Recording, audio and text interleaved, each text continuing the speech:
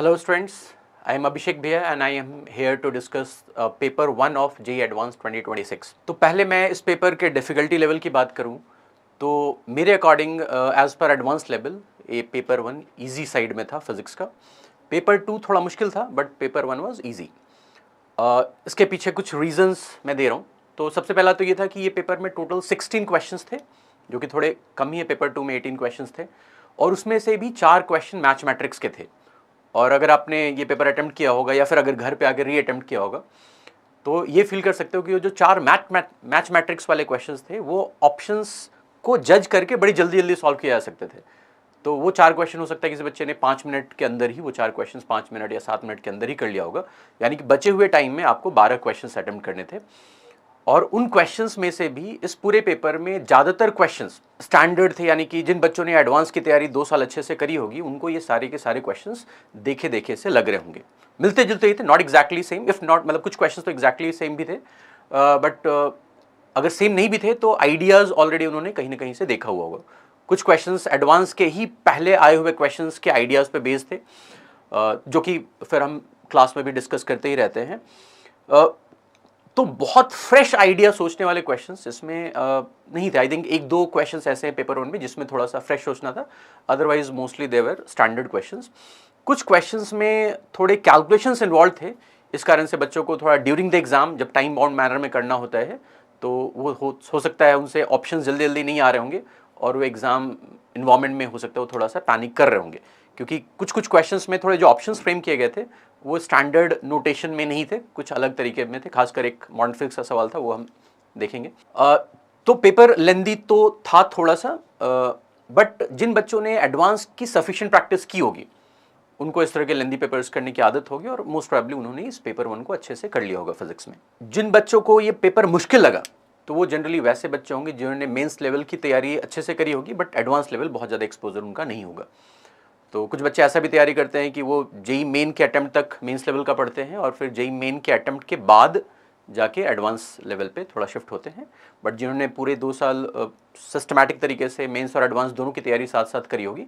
तो उनके लिए this was a standard advance paper. Advance में इतनी डिफिकल्टी लेवल तो एक्सपेक्टेड ही है, आपको हमेशा एक्सपेक्ट करना चाहिए कि फिजिक्स का पेपर एडवांस में अच्छा आएगा,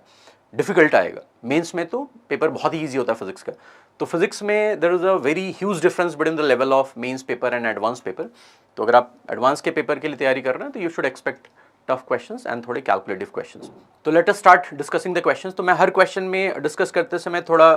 ये भी डिस्कस करूंगा कि इस क्वेश्चन को जैसे मैंने जब पहली बार देखा तो मेरे मन में क्या आइडियाज़ आए, किसी किसी क्वेश्चन में थोड़े मल्टीपल आइडियाज़ आए, तो वो सब हम 1 by 1 हर क्वेश्चन में डिस्कस कर लेंगे। तो लेट अस बिगिन। सो ये फर्स्ट क्वेश्चन जो है ये क्वेश्चन इज़ इंस्पायर्ड फ्रॉम एक पहले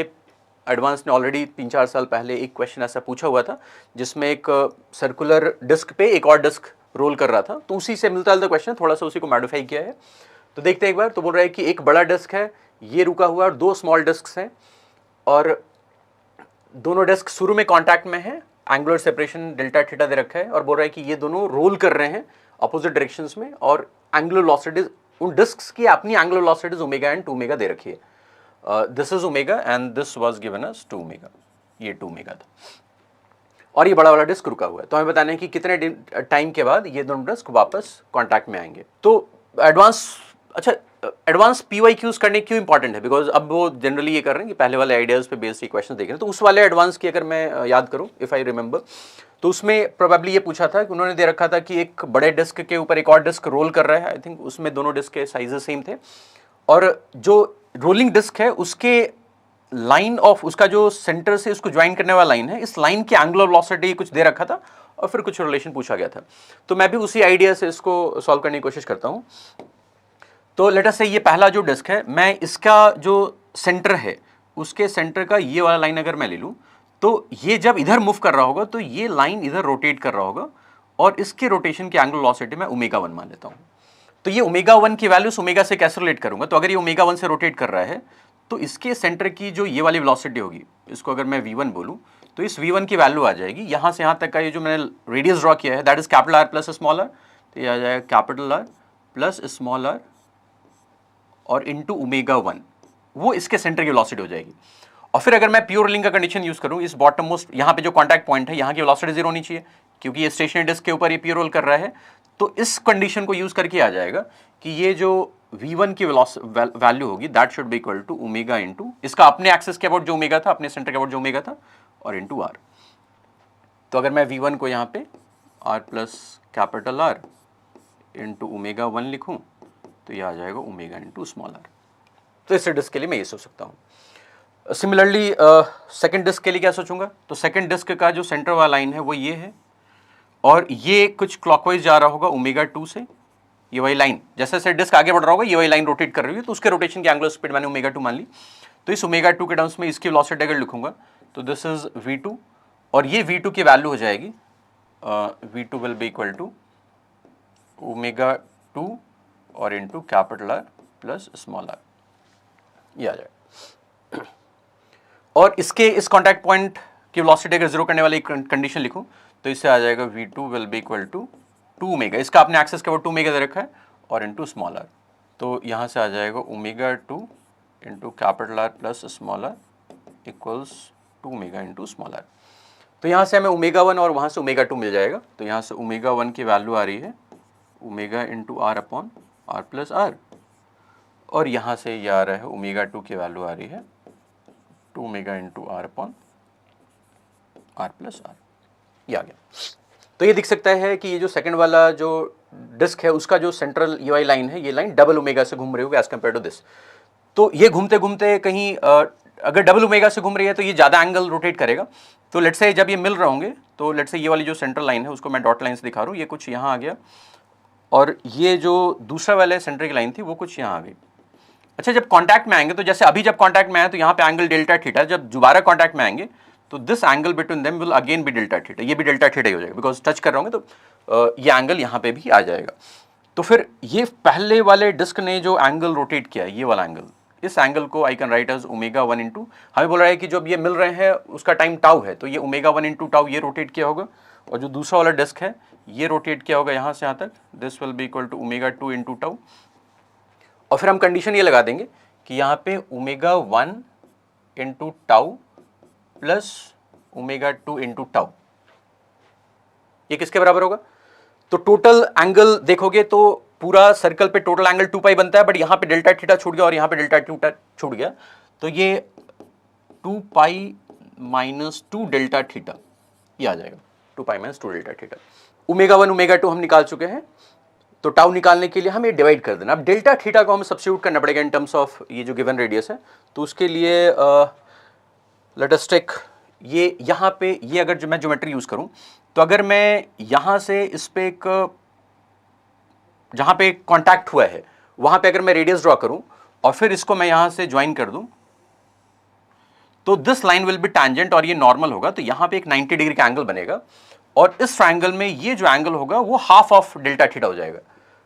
और इस ट्रायंगल में अगर देखोगे तो जो ये दिस इज द हाइट, अगर ये एंगल डेल्टा थीटा बाई 2 देख रहा हूं तो मैं साइन डेल्टा थीटा बाई 2 अगर लिखूंगा, साइन डेल्टा थीटा बाई 2, तो इस ट्रायंगल में this will be the height, तो ये हाइट की वैल्यू आ जाएगी स्मॉलर, और दिस विल बी हाइपोटेनस, जो ये ग्रीन लाइन दिख रही थी, तो hypotenuse is capital R plus small r, capital R plus small r, ये आ जाएगा। ओके और हमें आर और कैपिटल आर में रिलेशन दे रखा है, तो यहाँ पे दे रखा था कि small r is capital R by 50, यानी कि capital R is 50 times small r, तो ये वाला बन जाएगा this will be r upon capital R को अगर मैं 50 स्मॉल आर लिखूंगा और प्लस आर लिखूंगा तो this will be 51 into r, 51 r बन जाएगा। और हमें साथ में यही कर रखा था कि ये अप्रोक्सीमेशन यूज करना है कि साइन डेल्टा थीटा को हमें डेल्टा थीटा लिख देना है, तो sine delta theta by 2, delta theta by 2 को मैं ये लिख दूंगा, तो डेल्टा थीटा की वैल्यू आ जाएगी ट्वाइस ऑफ आर, आर तो कैंसल आउट हो गया होगा, तो this will become twice 2 upon 51। Sine delta theta by 2 की वैल्यू ये थी, तो मैंने साइन हटा दिया, डेल्टा थीटा बाई 2 लिख दिया, और डेल्टा थीटा को फिर निकलने के लिए आर कैंसल आउट हो गया, 2 इधर चला गया, तो 2/51 आ गया। तो मैं डेल्टा थीटा की वैल्यू यहाँ पे प्लग इन करूंगा, और ओमेगा 1 ओमेगा 2, जो ओमेगा 1 यहाँ निकाला है, ओमेगा 2 यहाँ निकाला है, इनको भी ओमेगा 1 ओमेगा 2 में यहाँ पे प्लग इन करूंगा, और उसमें भी रिलेशन वो यूज कर लूंगा जो ये वाली रिलेशन थी, तो यहाँ से will get the value of tau, और वो टाउ की वैल्यू इसमें अगर तुम कैलकुलेट करोगे तो it will come out to be option C. तो इस क्वेश्चन का ऑप्शन सी था। तो ये क्वेश्चन भी बहुत मुश्किल नहीं था, but still it was a good level question, अच्छा था। एग्जाम इन्वायरमेंट में ये सब सोच के और कैलकुलेशन सही सही करना। इसमें जो एक मिस्टेक कर सकते हैं कुछ बच्चे, तो उसमें ये कर सकते हैं कि उन्होंने ये एंगल मिस कर दिया होगा, मे बी जब उन्होंने देखा होगा कि ये दोनों रोटेट कर रहे हैं, या तो उन्होंने एंगल के डाउन से किया, जैसे मैंने एंगल से किया कि दोनों रेडियस के वेक्टर्स के ओमेगा 1 ओमेगा 2 निकाल के सोचो, और फिर एंगल के डाउन से कर रहा हूँ। कुछ बच्चों ने हो सकता है कि डिस्टेंस के डाउन से क्या होगा कि इसका सेंटर कुछ इधर घूमेगा तो कितना पार्ट ट्रैवल करेगा, ये घूमेगा तो कितना पार्ट ट्रैवल करेगा, इससे भी कर सकते हैं। बट हो सकता है उन्होंने ये मिस कर दिया हो कि ये जो टोटल एंगल सेंटर पे 2 पाई बन रहा है, उसमें से 2 पाई माइनस डेल्टा थीटा भी किया हो, ये भी कर सकते हैं। This can be one mistake. तो 2 पाई माइनस 2 डेल्टा थीटा के बजाय 2 पाई माइनस डेल्टा थीटा करके से मिस्टेक कर दिया, तो उससे भी एक ऑप्शन आ रहा है। आई गेस उससे ऑप्शन कौन सा आ जाता है, आई थिंक बी आ जाता है उससे, और बी भी दे रखा है। तो हो सकता है जल्दीबाजी में ये चीज़ बच्चों से मिस हुई हो और उन्होंने सी के बजाय बी कर दिया हो। तो एडवांस वाले ऑप्शंस भी इस तरह से फ्रेम करते हैं कि उनको पता होता है कि इस क्वेश्चन में बच्चे क्या मिस्टेक कर सकते हैं, और वो ऑप्शन भी जनरली वो रखते हैं, ताकि बच्चों ने मिस्टेक किया बट अच्छा आंसर आ गया, तो जैसे ही आंसर ऑप्शन में दिखता है वैसे ही फिर तो टिक करके बच्चे आगे बढ़ जाते हैं। तो एडवांस के एग्जाम में ऐसे गलतियां कराने की वो कोशिश करते हैं, बिकॉज जनरली हम ये बोलते हैं कि एडवांस का एग्जाम एलिमिनेशन का एग्जाम है, कि जो भी बच्चे मेन से सेलेक्ट होकर आए हैं अब उनमें से वो एलिमिनेट करने की कोशिश करते हैं कि अब हमें सिर्फ कुछ लिमिटेड बच्चे सेलेक्ट करने, तो बचे हुए बच्चों को कैसे क्वेश्चंस में फंसा दे। तो वन वे इज दिस कि वो इस तरह के मिस्टेक वाले ऑप्शंस डाल देते हैं। Let us move to this next question. ये क्वेश्चन अच्छा था, ये क्वेश्चन थोड़ा सा फ्रेश भी था। जनरली ऐसे क्वेश्चन स्टैंडर्ड नहीं होते हैं, तो बच्चों को थोड़ा सा सोचना पड़ेगा, और हो सकता है ये क्वेश्चन बहुत सारे बच्चों ने नहीं अटेम्प्ट कर पाए होंगे। तो एक बार ट्राई करते हैं। अच्छा, इस क्वेश्चन को जैसे ही मैंने ये क्वेश्चन देखा तो मेरे मन में दो चीज़ें हैं। एक तो आया कि ये थोड़ा म्यूचुअल इंडक्टेंस से रिलेटेड है, और एक ये भी थोड़ा आया कि इन्होंने दे रखा है कि ये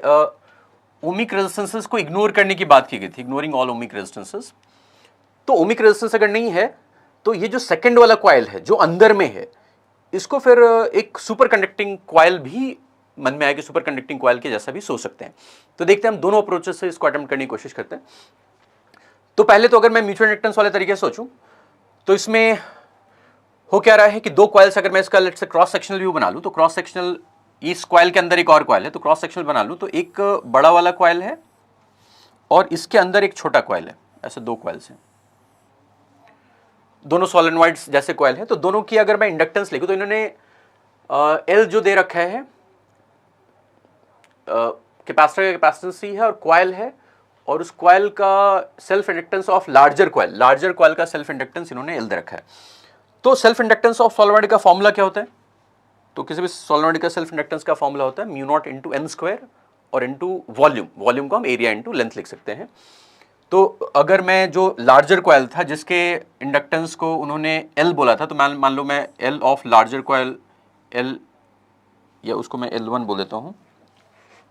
लेट अस कॉल दिस, ये बड़े वाले कॉइल को मैं 1 कॉइल बोल देता हूँ और इस वाले कॉइल को मैं 2 कॉइल बोल देता हूँ, जो अंदर वाला कॉइल है। तो L1 अगर लिखेंगे तो L1 की वैल्यू आएगी mu naught into number of turns per unit length, उसका कैपिटल एन दे रखा है, number of turns per unit length, तो mu naught into capital N square और इंटू वॉल्यूम, और वॉल्यूम में आ जाएगा उसका एरिया दे रखा है S और लेंथ इज D, तो ये आ जाएगा L1 mu not an square into volume.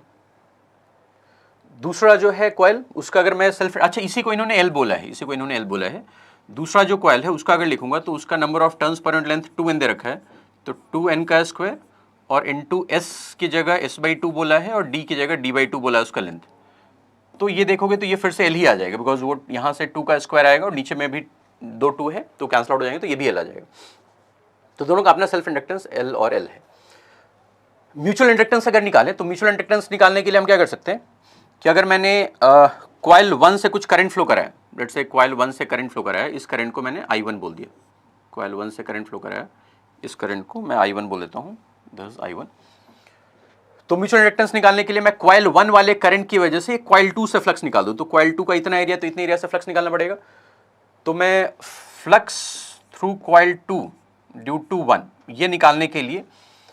Coil 1 में अगर करंट आई फ्लो कर रहा है तो अंदर में पूरे रीजन में जो मैग्नेटिक फील्ड आ जाएगा वो आ जाएगा म्यू नॉट इंटू फर्स्ट वाले कॉइल का नंबर ऑफ टर्न्स है n, नंबर ऑफ टर्न्स पर लेंथ इज n, तो mu naught into n into I1 ये फील्ड आ गया।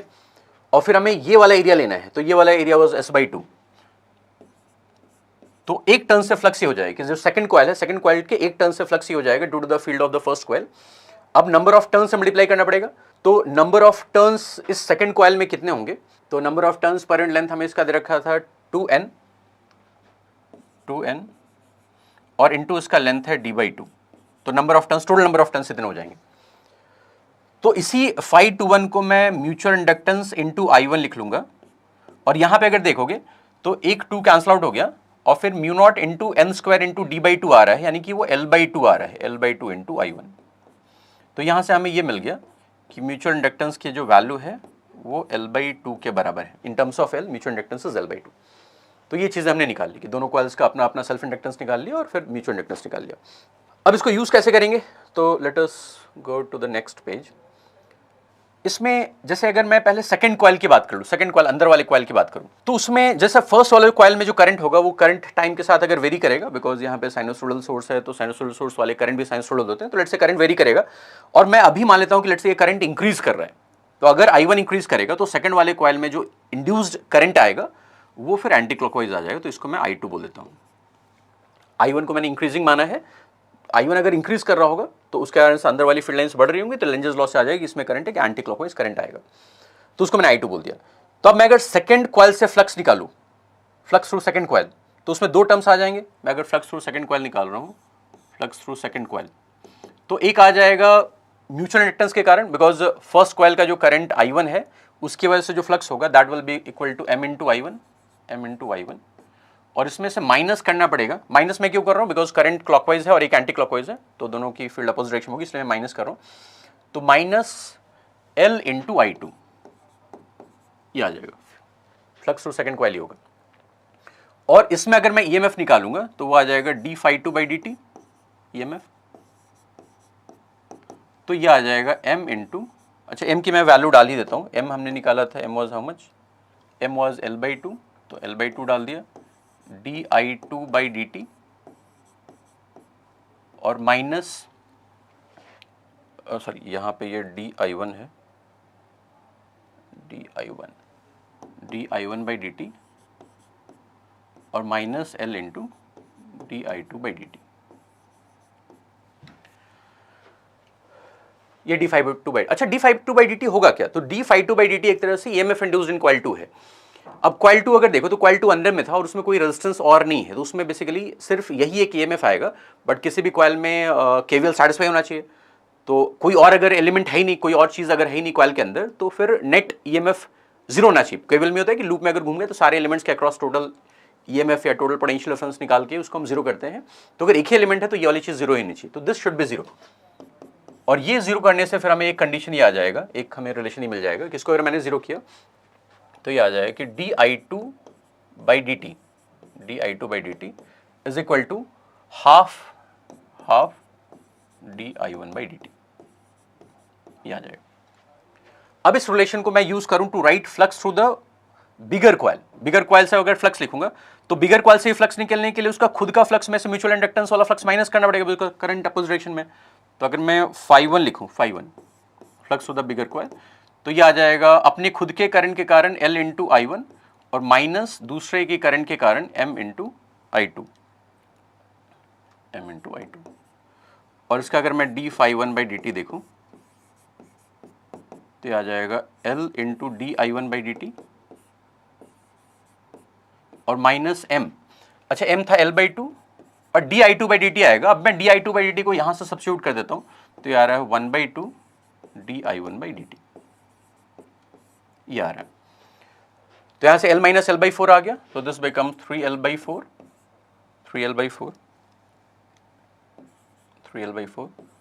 और इंटू di1/dt, ये आ गया। यानी कि अब ये सोचो कि अगर ये कॉइल के अंदर ये दूसरा कॉइल नहीं होता, तब इससे जब मैं फ्लक्स लिखता तो सीधा इसका L इंटू I आ जाता। बट अब जब इस कॉइल के प्रेजेंस में मैं उससे फ्लक्स लिख रहा हूं, तो फ्लक्स की जगह हमें क्या मिल रहा है, जो फ्लक्स लिख के और फिर उससे EMF निकाल रहा हूं, उसमें मुझे 3L/4 मिल रहा है। यानी 3L/4 को मैं एक तरह से उसका इफेक्टिव इंडक्टेंस बोल सकता हूं। और फिर हमें इसमें एंगुलर फ्रीक्वेंसी बतानी थी, अच्छा, इसमें बतानी है resonant frequency of the circuit, लेकिन ऑप्शन जो देखोगे वो एंगुलर फ्रीक्वेंसी के ऑप्शंस हैं। तो खैर ऑप्शंस वाला है क्वेश्चन, तो इसलिए कोई दिक्कत नहीं है। रेजोनेंट फ्रीक्वेंसी बोलें, लेकिन ऑप्शंस में अगर एंगुलर फ्रीक्वेंसी, तो एंगुलर फ्रीक्वेंसी ही हमें निकालनी है ऑब्वियसली। तो ये निकालने के लिए रेजोनेंट फ्रीक्वेंसी होती है 1/√LC, और यहाँ पे L की जगह आ जाएगा 3L/4 और इंटू C, तो ये 2 ऊपर चला जाएगा और ये आ जाएगा 2/√3LC, 2/√3LC। तो इसका फिर option C will be correct. तो ऐसे म्यूचुअल इंडक्टेंस वाले कॉन्सेप्ट से ये हो जाएगा। म्यूचुअल इंडक्टेंस पे सवाल एडवांस ने पहले भी एक बार पूछा हुआ है, बट फिर भी ये थोड़ा सा नया क्वेश्चन था। एग्जाम में अगर स्ट्राइक नहीं कर रहा था तो ऐसे क्वेश्चंस को पहली बार में छोड़ देना ठीक है। अब बाद में जब टाइम मिलेगा तब आके इसको रिविजिट कर सकते हैं। Better to leave in the first attempt, because पूरे पेपर में I guess this was the only question जो थोड़ा सा फ्रेश लगा मुझे, तो ये पहले अटेम्प्ट में छोड़ सकते थे। अच्छा, इसमें अब मैंने बोला था कि मुझे ये ओमिक रेजिस्टेंसेस नहीं है तो मुझे सुपर कंडक्टर्स वाली चीज़ ध्यान आई। वैसे इसको हमने यहाँ पे यूज़ भी किया है कि ओमिक रेजिस्टेंस नहीं था, इसीलिए फिर मैंने इस d5/2/dt को 0 बोला है। बट फिर मैं एक दूसरे अप्रोच से भी सोच सकता हूँ कि अगर सेकेंड कॉइल अगर एक सुपर कंडक्टिंग कॉइल है, तो सुपर कंडक्टिंग कॉइल की ये प्रॉपर्टी होती है कि उसमें कोई भी फ्लक्स नहीं बदल सकता, फ्लक्स उसके थ्रू कांस्टेंट रहता है। तो अगर मान लो मैंने ये अज्यूम कर लिया कि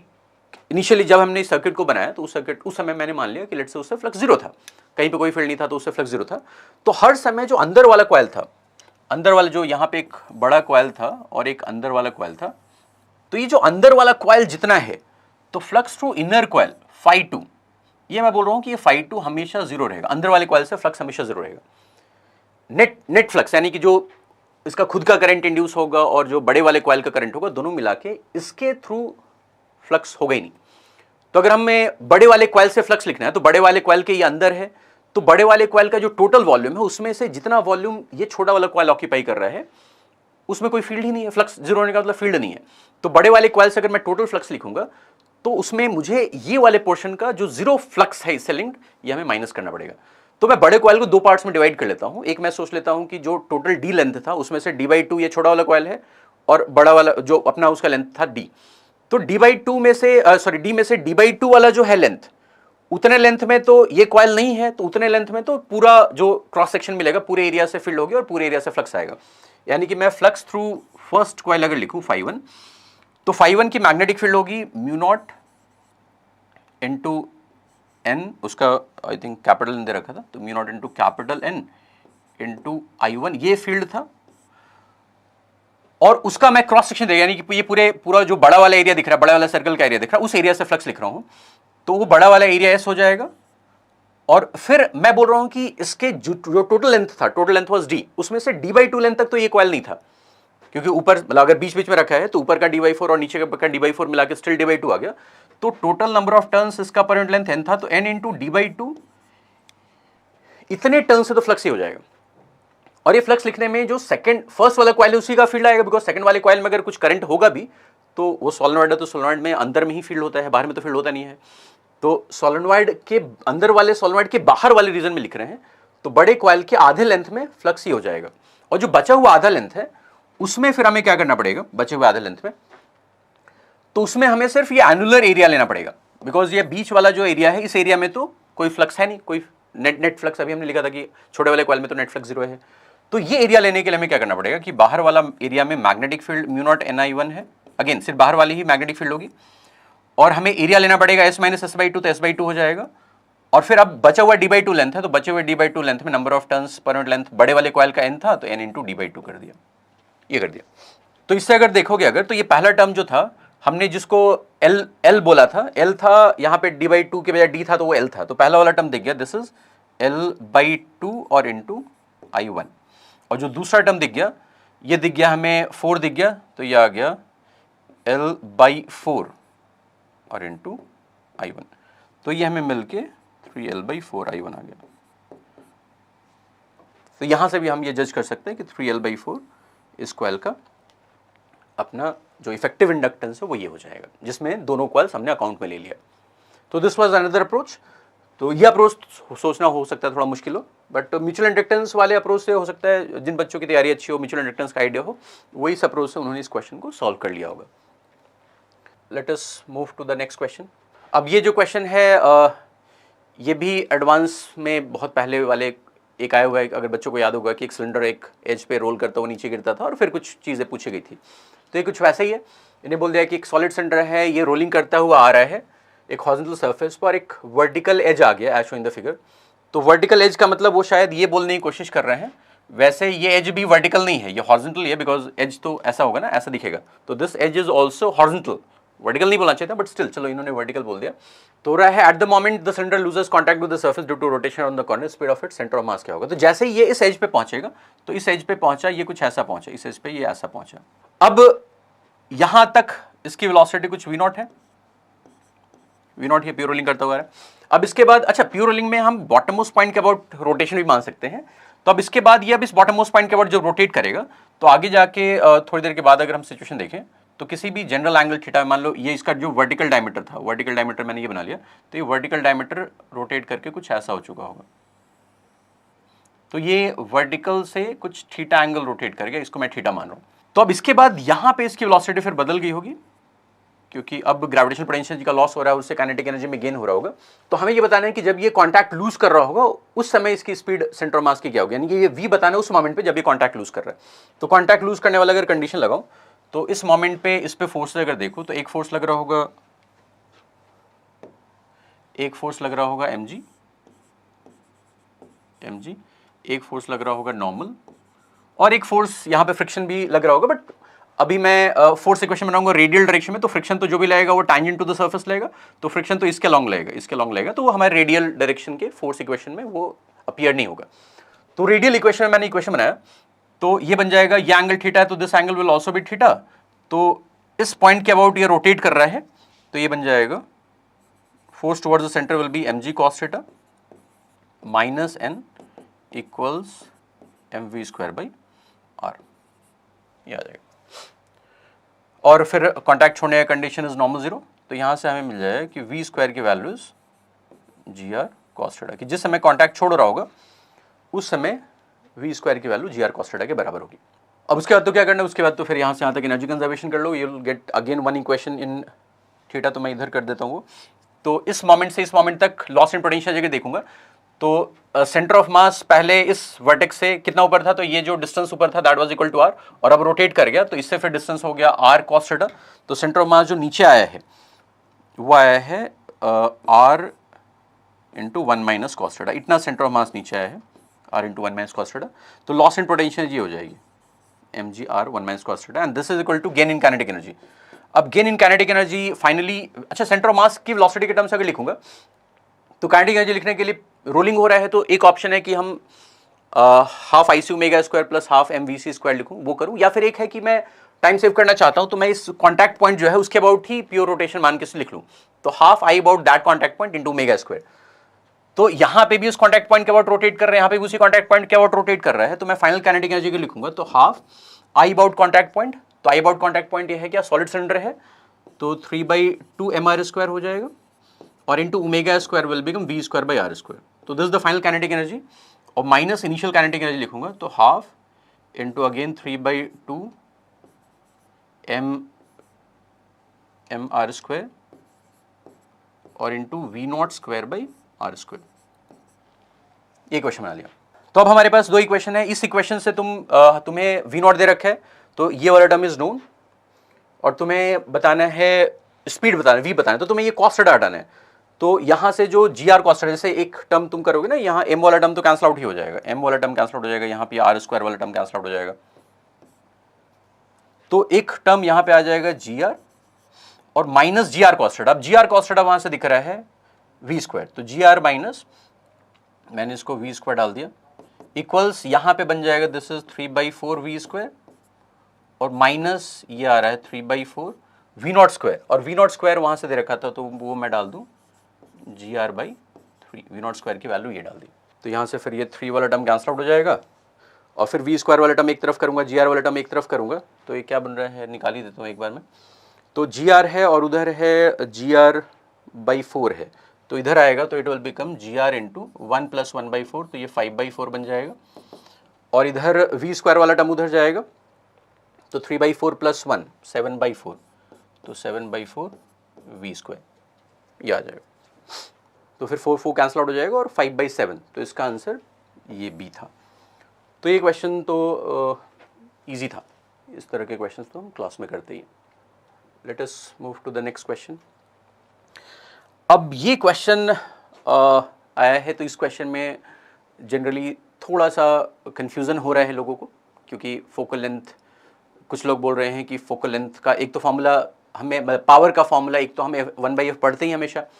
और एक पावर का फॉर्मूला कुछ लोग ये भी बोल रहे हैं कि it is refractive index of the surrounding upon F. तो वो जो दूसरा वाला फॉर्मूला पावर का है, वो जनरली हम 12th लेवल पे बहुत ज़्यादा उसको देखते नहीं, और उसको निकालने के लिए 2 रिफ्रैक्टिंग सर्फेसेस के पावर का फॉर्मूला यूज़ होता है और फिर निकालते हैं। बट आई थिंक, मुझे ऐसा लगता है कि वो फॉर्मूला बहुत ज़्यादा एक्सपोजर नहीं होता है बच्चों को। एनसीईआरटी वगैरह में भी कहीं नहीं दे रखा है। तो एनसीईआरटी में कैसे डिफाइन किया है पावर, वो एक बार मैंने एनसीईआरटी का इधर स्नैपशॉट ले रखा है, तो एक बार ये देखते हैं कि एनसीईआरटी में how they have defined power. तो ये देखोगे, अगर ये पढ़ोगे तो उन्होंने लेंस के पावर की बात की। उन्होंने एक स्फेरिकल सर्फेस से रिफ्रैक्शन वाला टॉपिक एनसीईआरटी के अंदर है, refraction through spherical surface, but वहां पे पावर की बात नहीं की। पावर की बात सीधा लेंस के ही अंदर आके की है, और लेंस में पावर डिफाइन उन्होंने ऐसे किया है, the power of a lens is defined as the tangent to the angle by which it converges or diverges a beam of light falling at unit distance from the optical center। ये define किया है, यानी कि कोई भी अगर आ रहा है तो ये h दिखा दिया, और इस h की वैल्यू को फिर बाद में यूनिट लेंथ बोल रहे हैं। तो ये h हाइट ऊपर कोई एक बीमा, एक लाइट रे आ रही है, और वो बेंड होके जहां पे जा रही है, तो उसका फिर हमें टैंजेंट ऑफ द एंगल बताना है, यानी इस एंगल का टैन डेल्टा बताना है। और टैन डेल्टा इस ट्रायंगल में अगर देखो तो दैट विल बी h/f, और यूनिट हाइट, उन्होंने यूनिट हाइट डिफाइन कर दिया, तो h की वैल्यू 1 हो गई। तो यहाँ से टैन डेल्टा को 1/f बोल रहे हैं और डेल्टा को 1/f बोल रहे हैं, और पावर फिर 1/f आ रहा है, बिकॉज स्मॉल डेल्टा होता है तो पावर को 1/f। तो power is actually tan delta which is delta which is 1/f। तो एनसीईआरटी में पावर ऐसे डिफाइन किया है। तो अब मेरा मानना ये है कि एडवांस वालों को इसके अकॉर्डिंग ही आंसर देना चाहिए। तो ये कंफ्यूजन इसलिए अराइज हो रहा है बिकॉज यहाँ पे जो 2 ऑप्शंस हैं, अगर हम इस फॉर्मूले से करेंगे तो हमें ये वाला ग्राफ मिलता है, और अगर ये एक दूसरा जो फॉर्मूला है refractive index of surrounding upon focal length, तो उससे हमें बी ऑप्शन मिलेगा। तो थोड़ा सा ही कंफ्यूजन हो रहा है, बट मुझे ऐसी फीलिंग है कि एडवांस वाले बच्चों को ध्यान में रखते हुए, और एनसीईआरटी जनरली अगर कुछ कंफ्यूजन होता है एनसीईआरटी को ही बच्चे रेफर करते हैं, तो एनसीईआरटी को ध्यान में रखते हुए यही फॉर्मूला वो यूज़ करेंगे। और अगर ये फॉर्मूला यूज़ कर रहे हैं, क्योंकि ये फॉर्मूला अभी लेट्स से एयर में किया है, बट अगर कोई मीडियम भी, सराउंडिंग में कोई मीडियम भी हो जाए, तो उसमें भी ये जो लाइट रे आएगा ये बेंड करेगा, और ये कहाँ पे जाएगा, वो फोकल लेंथ की वैल्यू बदल जाती है, उसमें मीडियम का रोल आ जाता है। तो अगर यही डेफिनेशन फॉलो करूंगा, तो दूसरे में बाहर में भी अगर कोई मीडियम हो जाए तो भी फिर ये 1/f ही आएगा, अगर मैं इसको फॉलो करूंगा तो मेरे हिसाब से इसी को फॉलो करना चाहिए, और इसके अकॉर्डिंगली ही एडवांस को आंसर देना चाहिए। But let us see official key क्या होगी, अभी तो हमें मिला नहीं है। बट अगर इससे करेंगे तो फिर तो ये सिंपल है। सिंपल क्या है, फोकल लेंथ मैंने निकाल लूंगा। तो बोल रहा है कि हमारा जो लेंस है वो ग्लास का बना हुआ है, और रिफ्रैक्टिव रेडियस ऑफ कर्वेचर दे रखा है कर्व्ड सर्फेसेस का, और बाहर वाले लिक्विड का रिफ्रैक्टिव इंडेक्स NL है। तो हम पावर, अगर 1/f वाले फॉर्मूला यूज कर रहा हूं, तो पावर इज 1/f, और 1/f हो जाता है रिफ्रैक्टिव इंडेक्स ऑफ ग्लास। तो ग्लास का refractive index is 1.5 upon refractive index of the outside medium which is NL -1, और इंटू 1/r1 - 1/r2। तो इन्होंने बोला डबल कॉन्वेक्स लेंस है, radius of curvature curved surfaces का 20 सेंटीमीटर दे रखा है, तो ये हो जाएगा 2/20, यानी कि 1/10 सेंटीमीटर आएगा। तो उसको मीटर्स में डालूंगा तो 1/0.1 आ जाएगा, 1.0.1। नीचे 1/10 सेंटीमीटर आ रहा था, बट उसको मैंने 0.1 मीटर्स में लिख दिया, बिकॉज पावर हमें डायप्टर्स में चाहिए, तो हमें ये मीटर में चाहिए। तो ये बन जाएगा 10 × 1.5 अपॉन NL -1, ये आएगा। और अगर ये आएगा तो ये दिख रहा है कि ये फिर नॉन लीनियर ग्राफ है, और वो ग्राफ ये नहीं है बिकॉज इन्फिनिटी को तो अप्रोच नहीं कर रहा है, पावर की वैल्यूज क्या अप्रोच कर रही है। तो जैसे ये ग्राफ देखो तो सारे ग्राफ में n = 1 से स्टार्ट कर रखा है, तो NL अगर 1 है तो मान लो NL की वैल्यू अगर 1 डालूंगा तो 1.5 अपॉन 1 -1 विल बिकम 0.5, और 0.5 × 10 करूंगा तो 5 आ जाएगा। तो 5 यहाँ पे से दिख रहा है। और फिर अगर मैं 1.5 पे जाऊंगा तो 1.5 जाऊंगा तो ये 1.51 1.51 हो जाएगा, 1 - 1 पावर 0 हो जाए, तो ये भी सही दिख रहा है। और अगर यहाँ पे 2 पे जाऊंगा, जैसे 2 वाला भी ये वैल्यू इन्होंने दे रखा है, तो अगर 2 डालूंगा तो ये हो जाएगा 1.5 अपॉन 2।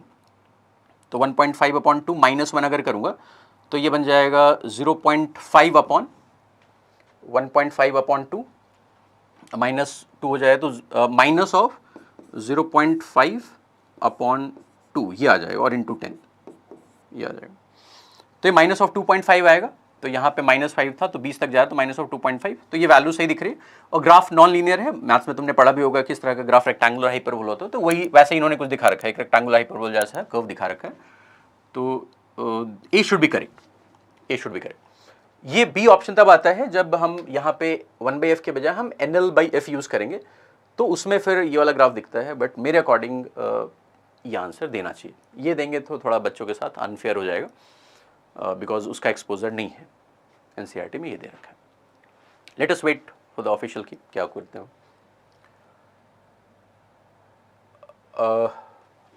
हाँ,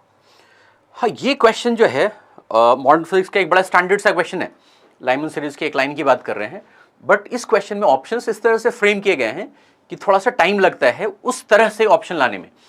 तो ये क्वेश्चन जब मैं भी कर रहा था तो थोड़ा सा लग रहा था कि इन्होंने जिस तरह से ऑप्शन बना रखे वो कैसे आएगा, तो थोड़ा सोचना पड़ रहा था कि इनके तरीके वाले ऑप्शंस लाने की कोशिश हमें करनी पड़ेगी। तो वो एक बार देखते हैं। तो बात किसकी हो रही है, तो बात हो रही है इन्होंने किसी भी k ऑर्बिट में ऐसा सिंबल्स डिफाइन कर रखा है कि वेलोसिटी के लिए v, रेडियस के लिए r और काइनेटिक एनर्जी के लिए k यूज करेंगे। और फिर बोल रहे हैं कि एक इलेक्ट्रॉन ट्रांजिशन कर रहा है nth ऑर्बिट से emitting radiation corresponding to the Lyman series. तो लाइमन सीरीज का मतलब है कि फाइनल जो ऑर्बिट है दैट इज n=1। तो इनिशियल nth ऑर्बिट से n=1 ऑर्बिट में जा रहा है, और फिर कुछ कुछ चीज़ें पूछी गई हैं। तो काइनेटिक एनर्जी का चेंज है, फिर change in de Broglie wavelength है, फिर फ्रीक्वेंसी ऑफ रेडिएशन है, फिर चेंज इन टोटल एनर्जी है। लेकिन हर केस में देखो तो ऑप्शंस अलग अलग से बना रखे हैं, सब में अल्टीमेटली हम काइनेटिक एनर्जी की ही बात कर रहे हैं, because change in kinetic energy, और काइनेटिक एनर्जी का चेंज पता चल जाए तो टोटल एनर्जी का भी चेंज पता चल जाएगा। डी ब्रॉगली वेवलेंथ को भी हम काइनेटिक एनर्जी से सोच सकते हैं, फ्रीक्वेंसी भी वहाँ से आ जाएगा। तो लेकिन देखोगे तो हर केस में ऑप्शंस अलग अलग से बना रखे हैं। तो ऐसे क्वेश्चंस में फिर जो हमारे पास स्टैंडर्ड फॉर्मूले वगैरह हम याद करते हैं कि ट्रांजिशन में जो एनर्जी है, एनर्जी डिफरेंस को हम h से इक्वेट करते हैं, तो वो फॉर्मूलेज थोड़ा नहीं चलेंगे बिकॉज हमें अलग अलग तरीके से एक्सप्रेशन पूछा गया। तो फिर हम बेसिक्स में चले जाएंगे। तो बेसिक्स क्या है, बेसिक्स ये है कि हमारे पास एक फोर्स इक्वेशन होता है, फोर्स इक्वेशन 1/4πε0 और इंटू E²/r²। हाइड्रोजन एटम की बात करें तो Z की वैल्यू 1 होगी, and that is equals to mv²/r। एक ही इक्वेशन है, this is the first equation. और दूसरा इक्वेशन साथ में हम क्वांटाइजेशन वाला लगाते हैं, तो क्वांटाइजेशन वाले equations mvr is equals to nh/2π, quantization equation ये। तो हमारे पास यही दो बेसिक इक्वेशन है, इन्हीं से हम सब कुछ ड्राइव करते हैं। तो let us try to derive उस फॉर्म में जिस फॉर्म में ऑप्शंस बना रखे हैं। तो पहले देख लेता हूँ कौन सा फॉर्म मुझे पहले, लेट से मुझे ये वाला थोड़ा इजी लग रहा है, तो यहाँ पे पहुँचने की कोशिश करते हैं, क्योंकि काइनेटिक एनर्जी आ जाएगा अगर, जैसे चेंज इन काइनेटिक एनर्जी उन्होंने इस फॉर्म में पूछा है, यहाँ पे change in de Broglie wavelength कुछ और फॉर्म में पूछा है, यहाँ पे कुछ और फॉर्म में पूछा है। तो पहले मैं काइनेटिक एनर्जी का निकालना चाहूँ, तो लेट्स से काइनेटिक एनर्जी यहाँ पे mv² दिख रहा है, तो mv² देख के काइनेटिक एनर्जी हम इजीली सोच सकते हैं। तो वो कैसे आएगा, तो एक ये r तो कैंसल आउट हो रहा होगा, और अगर हाफ और लगा लूँ तो यहाँ पे half mv² will become kinetic energy, half mv², इसी को मैं काइनेटिक एनर्जी बोल दूंगा। और यहाँ पे हाफ और लगाया तो ये बन जाएगा E²/8πε0 इंटू r, ये आ जाएगा काइनेटिक एनर्जी है। और काइनेटिक एनर्जी अगर ये है तो टोटल जो एनर्जी होती है ऑर्बिट में वो नेगेटिव ऑफ काइनेटिक एनर्जी होती है, तो बन जाएगा -of E²/8πε0r, ये बन जाएगा। तो एक जो ये वाला ऑप्शन था, ये वाला जो ऑप्शन था frequency of radiation emitted by the expression, तो ये मैं निकालने की कोशिश करता हूँ। तो फ्रीक्वेंसी ऑफ रेडिएशन निकालते कैसे हैं, तो उसमें हम ये करते हैं कि जो energy difference between the orbits होता है, तो अगर n से 1 में आ रहा है तो E in nth orbit minus E in 1 orbit is equals to energy of photon which is hν। Frequency के टर्म से बात करें तो hν लिख लेता हूँ। अब En माइनस E1 करूँगा तो ये वाला टर्म आएगा। अब इसमें -E1 तो R1 वाला जो टर्म होगा वो पॉजिटिव हो जाएगा और Rn वाला टर्म नेगेटिव हो जाएगा, तो ये बन जाएगा E²/8πε0, ये तो कॉमन ही आएगा। और इसमें En वाला टर्म नेगेटिव था तो उसको मैं बाद में लिख रहा हूँ, E1 वाला टर्म पॉजिटिव था तो 1/R1 पहले आ जाएगा और -1/Rn आ जाएगा इज इक्वल्स टू hν। तो यहाँ पे फ्रीक्वेंसी पूछ रहे हैं तो h नीचे ले आएंगे, तो आई थिंक वही ऑप्शन है वहाँ पे E²/8πε0h 1/R1 -1/Rn, तो दिस ऑप्शन इज करेक्ट, इस फॉर्म में ही पूछा गया था। अब let us come to the other options. तो बाकी ऑप्शंस जैसे ये A और D देखते हैं, E और D। तो चेंज इन काइनेटिक एनर्जी पूछ रहे हैं, जिस फॉर्म में उसी फॉर्म में फिर चेंज इन टोटल एनर्जी पूछ रहा है। तो काइनेटिक एनर्जी और टोटल एनर्जी तो अभी हमने देखा कि माइनस का फर्क होता है, तो मैं काइनेटिक एनर्जी लाने की कोशिश करता हूं इस फॉर्म में। अब इस फॉर्म में देखोगे अगर, तो यहाँ पे V1/R1 वाला कुछ फॉर्म है, तो वो फॉर्म कैसे आएगा? तो let us start from here, यहां से देखते हैं। तो यहां से अगर देखूंगा तो mv ऑलरेडी है हमारे पास, तो हमें चाहिए हाफ mv स्क्वायर चाहिए, तो इसको मैं काइनेटिक एनर्जी बोल दूंगा। तो देखता हूं, पहले मैंने mv लिखने के लिए इस r को नीचे भेजा होगा, तो ये हो गया होगा n into H upon 2πr, mv की वैल्यू उसके बराबर हो गई होगी। और यहां पे हाफ mv स्क्वायर बनाने के लिए मैंने mv में एक v/2 मल्टीप्लाई किया होगा, तो मैं एक v/2 इधर भी मल्टीप्लाई कर देता हूं। अब यहां से देखो तो v/r वाला टर्म क्रिएट हो रहा है, तो ये बन गया कि kinetic energy is equal to n into H upon 4π और into v/r, n into H upon 4π into v/r, ये आ गया। अब इसमें पूछा गया था change in kinetic energy, magnitude of change in kinetic energy. तो डेल्टा की अगर करूंगा चेंज इन काइनेटिक एनर्जी, तो मान लो अभी मैं डेल्टा के लिखने के लिए फाइनल माइनस इनिशियल लिख देता हूं, तो final is n equal to 1 orbit minus initial is nth orbit. अब k1 में लिखूंगा तो यहाँ पे n की जगह आ जाएगा 1, तो ये बन जाएगा h अपॉन 4π, ओके, और इंटू v की जगह आ जाएगा v1/r1 माइनस k लिखूंगा तो ये n रह जाएगा n h/4π, और ये आ जाएगा vn अपॉन rn। तो इसमें फिर h/4π अगर निकाल लूंगा तो ये आ रहा है v1/r1 minus n into vn/rn, ये आ रहा है डेल्टा के। और उन्होंने मैग्नीट्यूड पूछा है, तो मॉड लगा दूंगा, तो मैं दिस माइनस दिस लिखूं या दिस माइनस दिस लिखूं, दैट विल नॉट मैटर। तो लेट अस सी उन्होंने किस फॉर्म में दिया है, तो h/4π दिया है और n vn upon rn minus v1 upon r1, यानी उन्होंने यही वाला फॉर्म है, बट उनका ये वाला टर्म पहले, ये वाला बाद में, बिकॉज अगेन हमें मैग्नीट्यूड लेना है, तो इसलिए इनका ये वाला जो आ रहा है दिस इज ऑल्सो करेक्ट। अच्छा, अब इसी से हम ये सोच लेते हैं magnitude of change in total energy. तो अभी हमने देखा था कि यहाँ पे मैंने जब बोला था कि टोटल एनर्जी और काइनेटिक एनर्जी बस एक माइनस का फर्क होता है, तो जो डेल्टा के आया है टोटल एनर्जी में अगर चेंज देखेंगे तो माइनस ऑफ डेल्टा के हो जाएगा, क्योंकि मैं फर्स्ट ऑर्बिट में E1 लिखूंगा तो माइनस k1, En लिखूंगा तो माइनस kn, तो मैं डेल्टा लूंगा तो माइनस आ जाएगा, तो इसी का नेगेटिव होगा, इसी का नेगेटिव होगा। तो मैग्नीट्यूड वाइज तो फिर सेम ही होना चाहिए था, तो यहाँ पे उन्होंने सेम नहीं लिखा है, एक 2 यहाँ पे लिख दिया, वहां पे 4π था, यहाँ पे 2π है, तो इसलिए फिर ये वाला ऑप्शन तो गलत हो गया। अभी देखते हैं magnitude of change in de Broglie wavelength.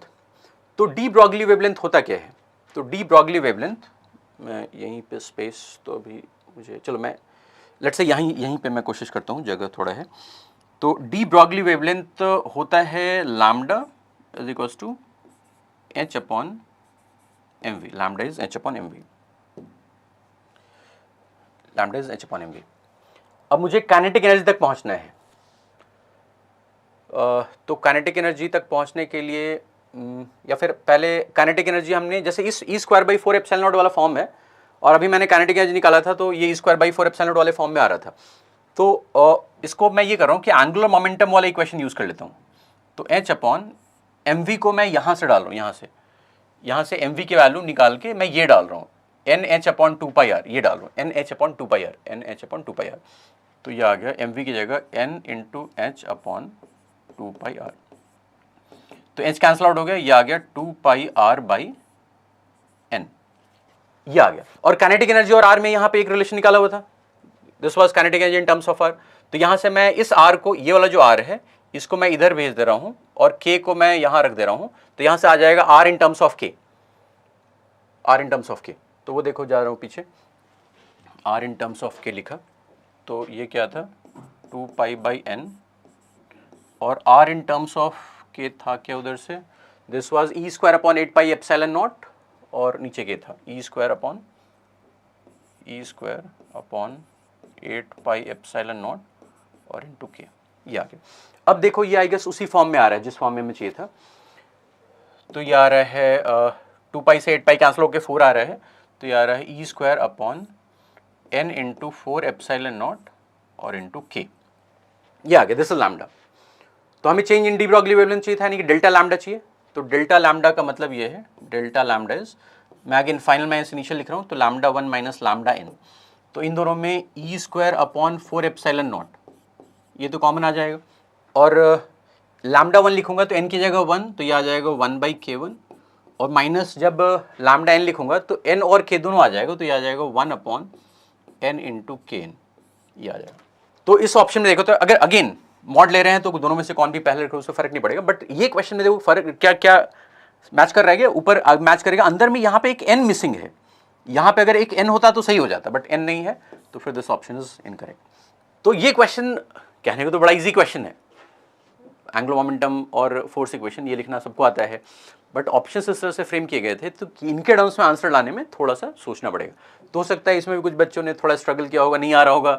तो छोड़ के आगे बढ़ गए होंगे, टाइम भी खराब हुआ होगा, ऑप्शन भी नहीं आया होगा, तो this might have occurred with some students. Moving to the next question. तो नेक्स्ट क्वेश्चन, तो ये question again this is a straight forward question, equation of trajectory पे बेस्ड है। तो हमें बोल रहा है पार्टिकल को हमने थ्रो किया है v स्पीड से, और ये बोल रहा है कि इस पॉइंट से पास कर रहा है, इस पॉइंट से पास कर रहा है। तो यानी कि अगर मैं इसको ऑरिजिन मान लूँ और इधर अपना एक्स एक्सिस ले लूँ, इसको वाई एक्सिस ले लूँ, तो ये वाला जो पॉइंट है इस पॉइंट का कोऑर्डिनेट हो जाएगा 5,1। तो ये 5,1 से पास कर रहा है, तो ये ऐसे क्वेश्चन में इक्वेशन ऑफ ट्रैजेक्टरी मन में आ ही जाता है। तो इक्वेशन ऑफ ट्रैजेक्टरी का फॉर्मूला लिखोगे, क्या होता है फॉर्मूला इक्वेशन ऑफ ट्रैजेक्टरी का? तो इक्वेशन ऑफ ट्रैजेक्टरी के दो फॉर्म्स होते हैं, एक होता है y equal to X tan theta minus G X square upon 2u square cos square theta, एक ये फॉर्म होता है, और दूसरा एक वो वाला भी फॉर्म होता है X tan theta into 1 minus X by R, ये दोनों फॉर्म होता है। तो दोनों फॉर्म में कोई भी यूज़ कर सकते हो, क्योंकि इन्होंने बाद में कुछ ये भी पूछा है, तो जो पूछा ना कि ये मैक्सिमम हाइट से पहुंचने से पहले गिरे, पहले यहाँ पे होगा या बाद में होगा, तो उसके लिए अल्टीमेटली रेंज निकालना ही पड़ेगा। तो बोथ चॉइसेस यू हैव, या तो पहले इसमें तुम y और x डाल के तुम स्पीड निकाल लो, अलग अलग ऑप्शंस में थीटा दे रखे हैं, तो स्पीड निकाल लो, स्पीड आ गई तो स्पीड वाला ऑप्शन भी है, और स्पीड आ गया तो तुम रेंज निकाल सकते हो। और ये ऑप्शंस कैसे जज करोगे, जैसे particle reaches maximum height before p, यानी कि दो तरह से हो सकता है कि दो मैं ऑप्शंस ड्रॉ कर रहा हूँ यहाँ पे, दो तरीके से हो सकता है कि ये कुछ ऊपर गया हो और फिर नीचे आया हो, यानी कि इस केस में ऐसा हुआ कि मैक्सिमम हाइट पे ये पार्टिकल पहले पहुंच गया और यहाँ पे बाद में पहुंच रहा है, दिस कैन अकर। दूसरा एक केस पॉसिबिलिटी ये भी है कि ये गया और यहाँ से गया, इसके बाद इसने अपनी मैक्सिमम हाइट अटेन की, यानी कि मैक्सिमम हाइट वाला पॉइंट यहाँ आया, पहले इस पॉइंट से गुजरा। तो ये दो पॉसिबिलिटीज हैं, तो तुम्हें इन दोनों पॉसिबिलिटीज में ही चेक करना है। तो वो तुम अब खुद से एक बार चेक कर सकते हो, कैसे चेक होगा? तो अगर ये वाला केस ले रहा हूँ, अगर ये वाला ऑप्शन ले रहा हूँ, तो ये वाला केस तब होगा जब हमारा जो r/2 आएगा, बिकॉज मैक्सिमम हाइट पे r/2 पे होता है, तो अगर r/2 की वैल्यू लेस देन 5 आ गई तो फिर ये वाला केस होगा, और अगर r/2 की वैल्यू ग्रेटर देन 5 आ गई तो ये वाला केस होगा। तो इन्होंने तीन ऑप्शन दे रखे हैं, एक केस में थीटा 45 दिया है, तो ये दोनों केसेस इसी के हैं। तो आई गेस जब सॉल्व करोगे तो थीटा 45 डालोगे, तो v निकालने के लिए अगर ये यूज़ करोगे तो ये वाला इक्वेशन सही आ जाता है। मैं इसमें कैलकुलेशन नहीं कर रहा हूँ, खुद से कर सकते हो, स्टैंडर्ड है। और फिर तुम उस v की मदद से r निकालोगे, r निकालने के लिए तुम ये भी कर सकते हो कि ये वाला इक्वेशन यूज़ कर लिया, दोनों ऑप्शन है। तो r निकालोगे तो particle reaches maximum height before it reaches p, ये भी सही आ जाता है।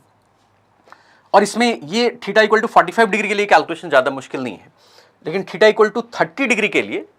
कैलकुलेशंस थोड़ा सा यहाँ पे ट्रिकी हो जाता है, मतलब उसमें रूट की वैल्यूज, बिकॉज ये आएगा ना tan थीटा करोगे तो tan 45 तो 1 हो गया था, इजी था, और यहाँ पे cos स्क्वायर था तो वहाँ पे भी रूट नहीं आया था, बट 30 अगर करोगे तो tan थीटा 1/√3 है, तो √3 वाले टर्म्स कैरी होते रहेंगे, तो उस कारण से कैलकुलेशंस थोड़ा सा ट्रिकी होगा। बट उसमें भी ये आ जाता है कि इसमें पूरा particle reaches maximum height after reaching p, यानी ये वाला केस, बट ये नहीं आता, उसमें भी यही वाला केस आ जाता है कि r/2 की वैल्यू जो आती है वो लेस देन 5 आती है, तो फिर इसलिए वो गलत हो जाता है ये वाला। अच्छा, ये जो डी वाला ऑप्शन है, इसको अगर डायरेक्टली इस फॉर्मूले में डाल दोगे, एक बार देखो डायरेक्टली इस फॉर्मूले डालोगे तो क्या होगा, तो y को 1 डालोगे और x tan थीटा की वैल्यू 1/5 डालोगे, और x 5 था तो 5 × 1/5, ये 1 आ जाएगा, ये भी 1 है, तो ये कैंसल आउट हो जाएगा। इसका मतलब है ये वाली पूरी चीज़ 0 हो जाएगी, और ये 0 होने के लिए जो u है वो इनफाइनाइट होना पड़ेगा, तो गलत है वो। बट थोड़ा सोचोगे तो वो दिया क्यों, ये स्पेशल वैल्यू क्यों दी इन्होंने, थोड़ा सा अगर सोचोगे तो ये अगर ऑब्जर्व किया है किसी ने, अगर हो सकता है किसी ने एग्जाम में ऑब्जर्व किया कि अगर तुम स्ट्रेट लाइन में देखोगे कि यहाँ पे ये हाइट ये है, ये 5 है, तो अगर इसको स्ट्रेट लाइन से ज्वाइन करोगे तो ये जो एंगल है ये tan थीटा 1/5 वाला एंगल है। यानी इसमें ये बोल रहे हैं कि अगर मैंने इसी लाइन के लॉन्ग फेंका, इस लाइन के लॉन्ग फेंका तो पार्टिकल इससे लॉस हो जाएगा, तो यहाँ पहुंच जाए। तो अब ये तुम सोच के बताओ कि अगर तुम इसी लाइन के लॉन्ग फेंकोगे तो किसी v से फेंकोगे यहाँ नहीं पहुंचेगा ना, बिकॉज वो ग्रेविटी के कारण डिप तो हो गई, तो इसी लाइन के लॉन्ग फेंका है तो आगे जाके डिप होके इस पॉइंट को मिस ही करेगा, इसलिए वो इनफाइनाइट आ रहा है कि एक तरह से इनफाइनाइट वेलोसिटी से इस लाइन के अलॉन्ग फेंकोगे तब जो डिप आएगा वो बहुत नेग्लिजिबल डिप होगा and then this particle will be able to reach point P. But obviously infinite velocity यहाँ पे नहीं है, ऑप्शन में तो फाइनाइट है, तो फाइनाइट वेलोसिटी के लिए तो डिप होगा and that dip will be a finite dip, और उस फाइनाइट डिप के कारण ये पी पॉइंट से नहीं गुजरेगा। तो ये तो फिर ऐसे जज कर सकते थे कि दिस इज इनकरेक्ट। तो इसमें ए और बी करेक्ट हो जाएगा, थोड़ा कैलकुलेशन करना पड़ेगा using this equation of trajectory. Okay, next ये देखते हैं। तो ये थर्मोडायनेमिक्स का क्वेश्चन है, ठीक है, ज़्यादा मुश्किल नहीं है, दिस इज स्टैंडर्ड क्वेश्चन। इसमें आइसोथर्मल और एडियाबेटिक दोनों यूज हो रहे हैं। साइक्लिक प्रोसेस दे रखा है, उसकी इफिशिएंसी हमें पता भी होता ही है, बट इफिशिएंसी उन्होंने डिफाइन कर दिया। तो इस क्वेश्चन में सबसे पहले क्या करना पड़ेगा कि हमें चूंकि इफिशिएंसी की वैल्यूज वगैरह कमेंट करना है और हर पॉइंट पे टेम्परेचर और प्रेशर की वैल्यूज बतानी है। तो लेट अस स्टार्ट कि हम ए जो पॉइंट है, ए पॉइंट से स्टार्ट करते हैं। तो ए पॉइंट पे हमें क्या दे रखा है, ए पॉइंट पे हमें वॉल्यूम दे रखा है V1, तो V1 है वॉल्यूम, प्रेशर मान लो मैं P1 मान लेता हूं और टेम्परेचर को T1 मान लेता हूं। ए पॉइंट पे मैंने ये मान लिया। अब ए से बी वाला जो प्रोसेस है वो बोल रहा है कि आइसोथर्मल प्रोसेस है। तो आइसोथर्मल प्रोसेस में टेम्परेचर तो बदलेगा नहीं, तो टेम्परेचर T1 ही रहेगा। वॉल्यूम कितना हो जाएगा, तो इसमें देखोगे तो तीन ऑप्शन है, वो V2/V1 इक्वल टू 8 वाले ही हैं, और ये जो बी ऑप्शन है जिसमें वो वैल्यू नहीं है, बट उसमें भी उसी से मैं रिलेट करके बता दूंगा। तो अभी लेट्स से मैं V2/V1 इक्वल टू 8 वाले ही यूज कर रहा हूँ।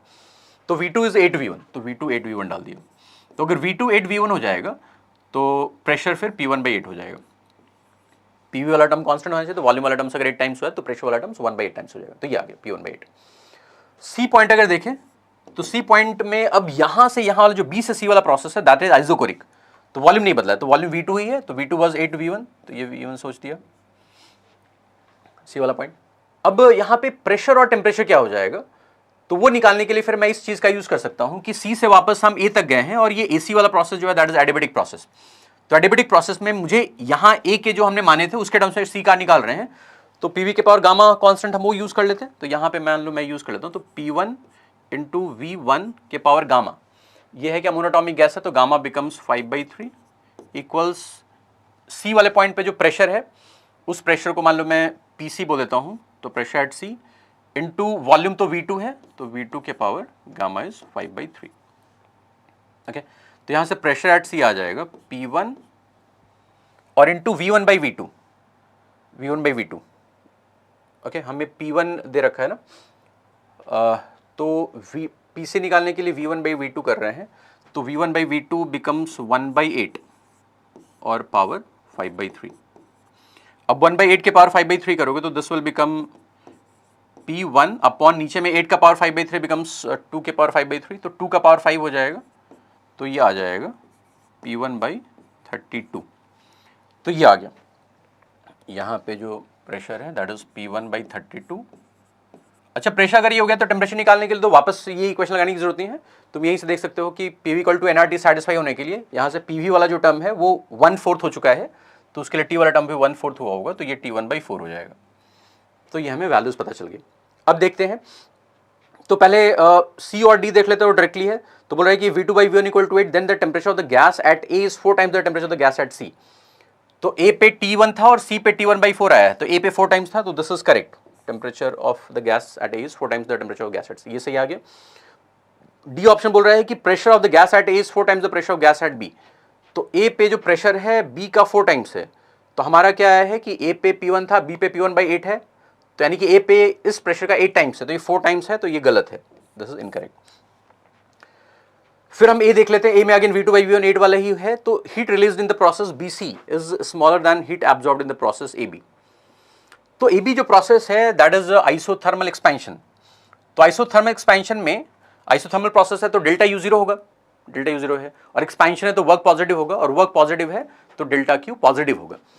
तो डेल्टा Q पॉजिटिव का मतलब यह है कि गैस ने हीट एब्जॉर्ब किया होगा, तो वही हीट एब्जॉर्ब कितना किया होगा वो अगर निकाल लूं, तो डेल्टा QAB,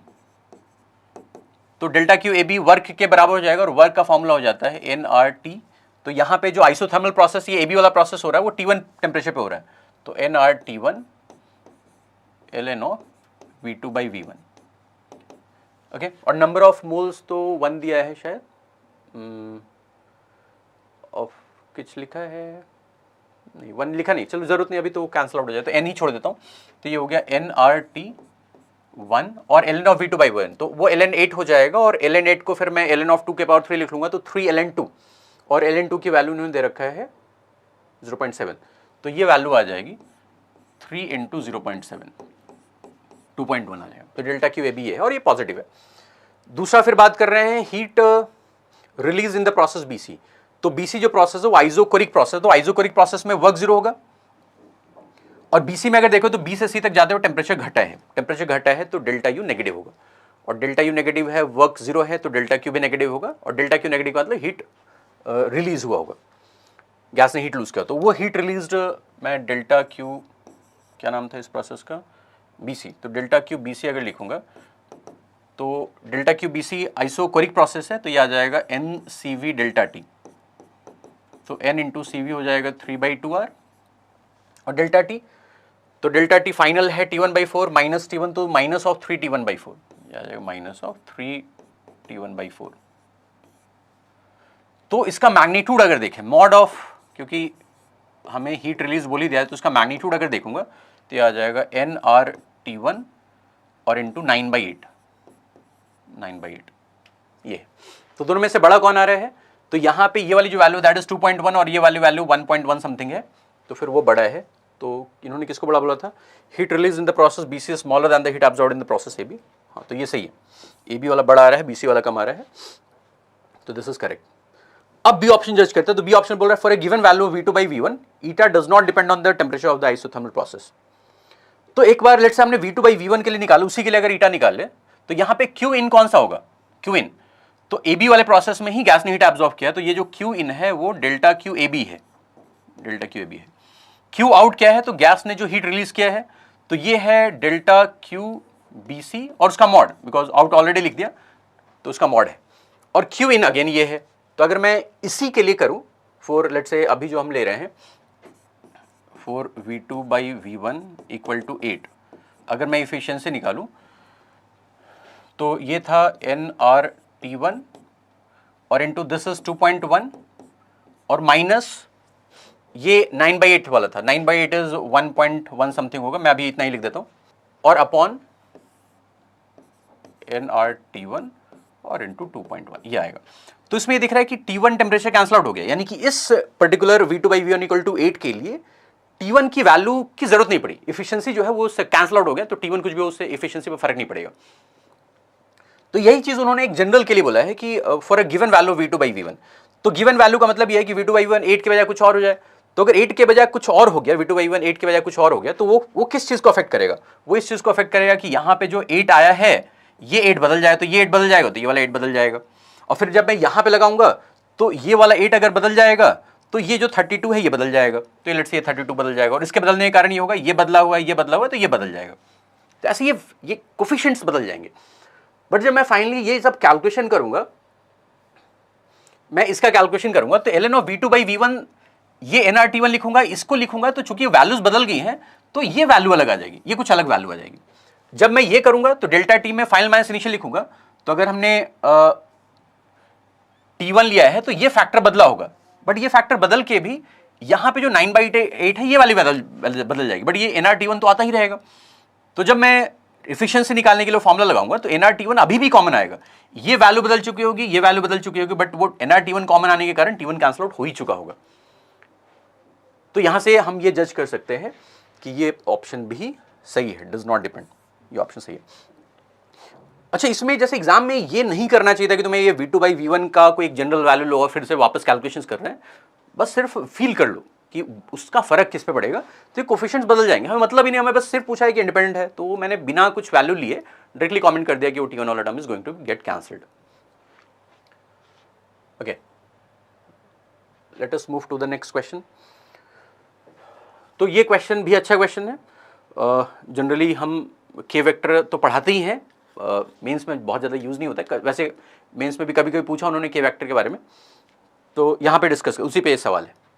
थोड़ा सा अगेन मतलब बहुत ज़्यादा एक्सपोजर बच्चों को इस चीज़ से कम ही होता है। तो इन्होंने वेव का इक्वेशन ये दे रखा है और फिर कुछ वेव वेक्टर अगर पूछें, तो अगर इक्वेशन ये है तो इसके अंदर ये वाली जो चीज़ है, ये वाली चीज़ एक्चुअली में होती क्या है, तो ये वाली चीज़ होती है ओमेगा टी वेव का जो जनरल इक्वेशन होता है उसमें अंदर में आता है ओमेगा टी माइनस के डॉट आर, और प्लस अगर कोई एक फाई है वो भी आ सकता है। तो साइन के अंदर ये होता है, किसी भी वेव का 3D वेव का जनरल इक्वेशन ये होता है प्लस फाई, कुछ ऐसा होता है।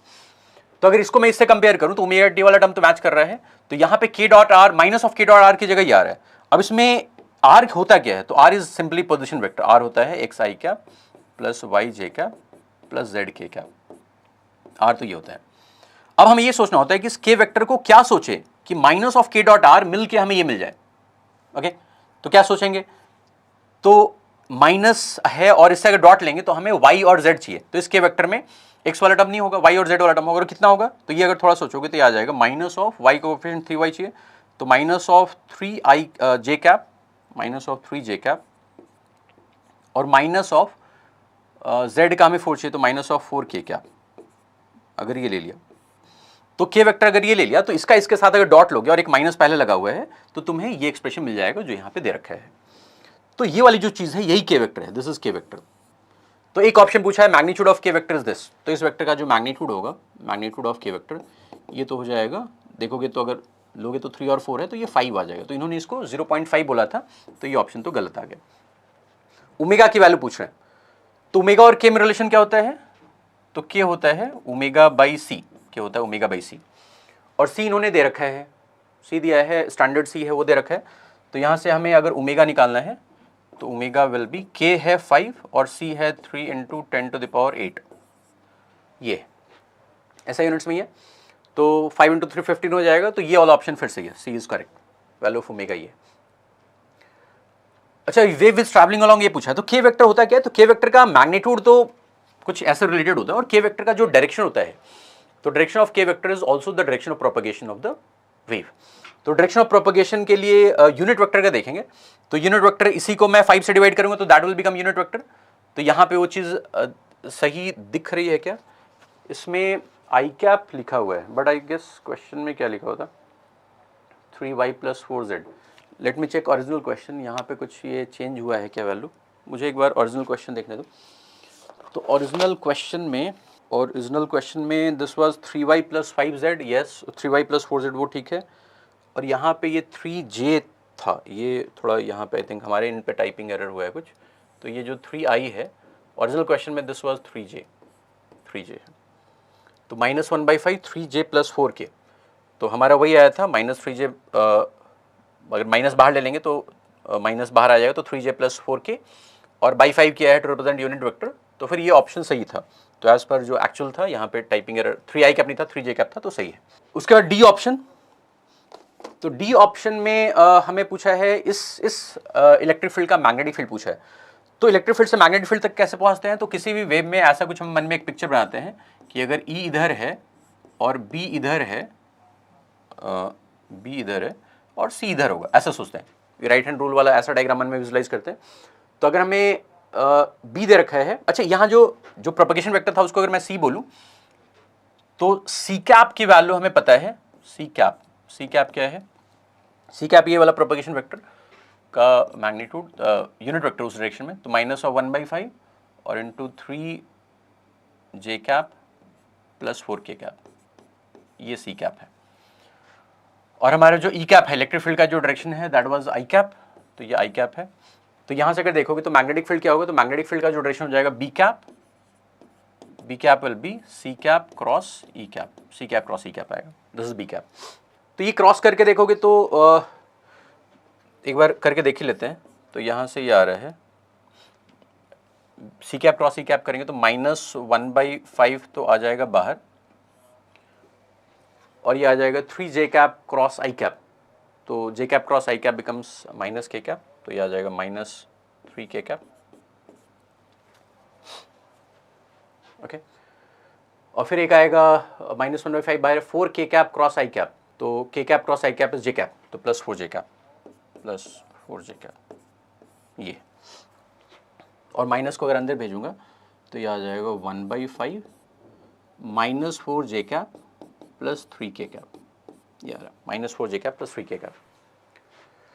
तो इन्होंने यहाँ पे साइन उल्टा कर दिया है, तो दो प्रॉब्लम्स हैं इसमें, इस ऑप्शन में दो प्रॉब्लम्स है, एक तो है कि साइन उल्टे हैं और साथ में जो डायरेक्शन बताने के लिए तो मैग्नीट्यूड हो गया, दिस इज E0/c, तो दिस इज B0 और B0 के बाद ये तो फेज है और यहाँ पे हमारे पास यूनिट वेक्टर होना चाहिए। तो एक तो दिक्कत ये है कि यूनिट वेक्टर नहीं है और एक ये भी है कि साइंस उल्टे हैं, तो इसलिए फिर ये वाला जो ऑप्शन है दिस इज इनकरेक्ट। तो एक क्वेश्चन जो नॉर्मल हम EM वेव्स पढ़ते हैं उसमें मोस्टली एक डायरेक्शन में वेव ट्रैवल कर रहा होता है, तो जो साइनसोइडल टर्म है उसके अंदर हमें ओमेगा टी माइनस के एक्स इस तरह के टर्म्स दिखते हैं, बट अगर साइनसोइडल टर्म्स के अंदर एक्स वाई जेड तीनों वेरिएबल्स देखते हैं तो फिर हमें ये वाला फॉर्म सोचना पड़ता है और उसके लिए के वेक्टर इमेजिन करना पड़ता है और वो के वेक्टर जो आता है उसको हम प्रोपगेशन वेक्टर बोलते हैं, जिसका direction in the direction of propagation होता है, के वेक्टर को हम वेव वेक्टर बोलते हैं, जिसका direction is in the direction of propagation of the wave और इसका जो मैग्नीट्यूड होता है वो होता है जो हम लैम्डा इक्वल टू 2π/k करते हैं या फिर k इक्वल टू ओमेगा/c बोलते हैं, इसमें ये k का मैग्नीट्यूड ही होता है। ओके, नेक्स्ट अब इसके बाद न्यूमेरिकल वाले सवाल थे, तो ये सवाल भी स्टैंडर्ड सवाल है, आई गेस कभी पहले ज़माने में PYQ में आया है जिसमें पूरा ही लिक्विड था और फिर इसको थोड़ा सा टिल्ट करके SHM का इक्वेशन पूछ रहे थे, इस बार उसी में दो पार्ट्स कर दिया। तो बोल रहा है कि नीचे वाला जो पार्ट है टैंक में ये 6 रो वाला लिक्विड है, ये 6 रो वाला लिक्विड है, ऊपर वाले पार्ट में 2 रो वाला लिक्विड है और रॉड की अपनी डेंसिटी जो है वो रो है और उसका पूरा लेंथ सबमर्ज्ड है, बॉटम पे हिंज्ड है और आधा L/2 तक ये 6 रो वाला लिक्विड फैला हुआ है। तो बोला कि अगर इसको डिस्टर्ब किया स्लाइटली तो time period of small oscillation बताना। तो इसमें अगर थोड़ा सा हम डिस्टर्ब करें तो लेट्स से मैंने रॉड का यहाँ पे बना दिया इक्वेशन डायग्राम कि ऐसा डिस्टर्ब कर दिया, रॉड ऐसा डिस्टर्ब हो गया, तो अब इस रॉड पे यहाँ पे हिंज है तो ये एक एंगुलर SHM का सवाल बन जाएगा।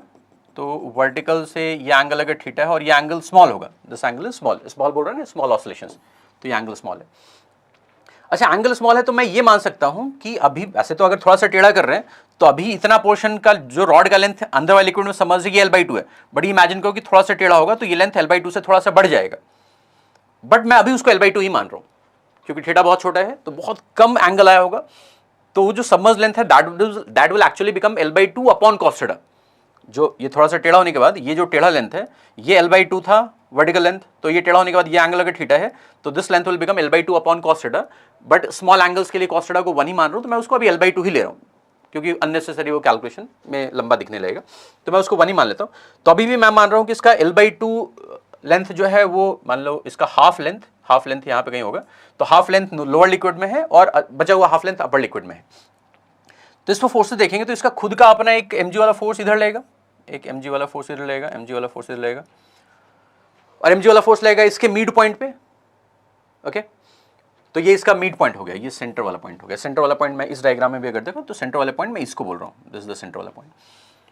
अब जो ऊपर वाला लिक्विड और नीचे वाला लिक्विड जो इस पे बॉइंट फोर्स लगाएगा, तो बॉइंट फोर्स का जो पॉइंट ऑफ एप्लीकेशन होता है उसको हम सेंटर ऑफ बायन्सी बोलते हैं, तो वो सबमर्ज्ड लेंथ के मिड पॉइंट पे आता है। तो इसका जो सबमर्ज्ड लेंथ है नीचे वाला उसका मिड पॉइंट कहीं यहाँ पे होगा,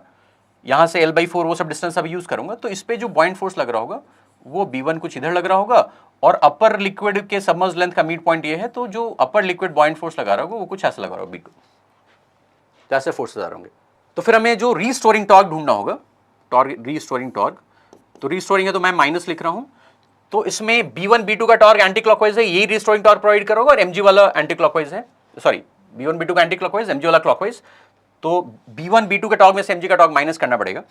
अब देखो B1 का टॉर्क क्या होगा, तो B1 के लिए लेंथ इज L/4 बिकॉज ये पूरे लेंथ का 1/4 है, L/2 का भी मिड पॉइंट है L/4 and this is sine theta, तो ये आ जाएगा B1 into L/4 sine theta plus B2 का आ जाएगा B2 इंटू 3L/4 हो जाएगा यहाँ से हिंज से distance 3L/4 into sine theta और माइनस करना पड़ेगा mg का टॉर्क, तो mg का torque is L/2 into sine theta, ये होगा। ओके, और टॉर्क को फिर हम आई अल्फा लिख देंगे, तो आई के लिए फिर हम इसको डालेंगे, टॉर्क वाला जो टर्म है ये आ जाएगा ml² by 3, अपने एंड के अबाउट रोटेट कर रहा है तो ml² by 3 इंटू अल्फा, ये लिख लेंगे और यहाँ से सब कुछ करके हम पहुँचने की कोशिश करेंगे alpha equal to minus of omega theta तक। तो साइन थीटा को थीटा लिख चुके हो बिकॉज स्मॉल एंगल्स के लिए साइन थीटा को थीटा लिखें, तो यहाँ से ओमेगा² निकालना है और ओमेगा² आ गया तो फिर तुम्हें टाइम पीरियड निकालने के लिए t इक्वल टू 2π/ω करके आंसर आ जाएगा। बट अब ये ओमेगा स्क्वायर निकालने के लिए तुम्हें ये B1 B2 और M वाले टर्म्स लिखने पड़ेंगे,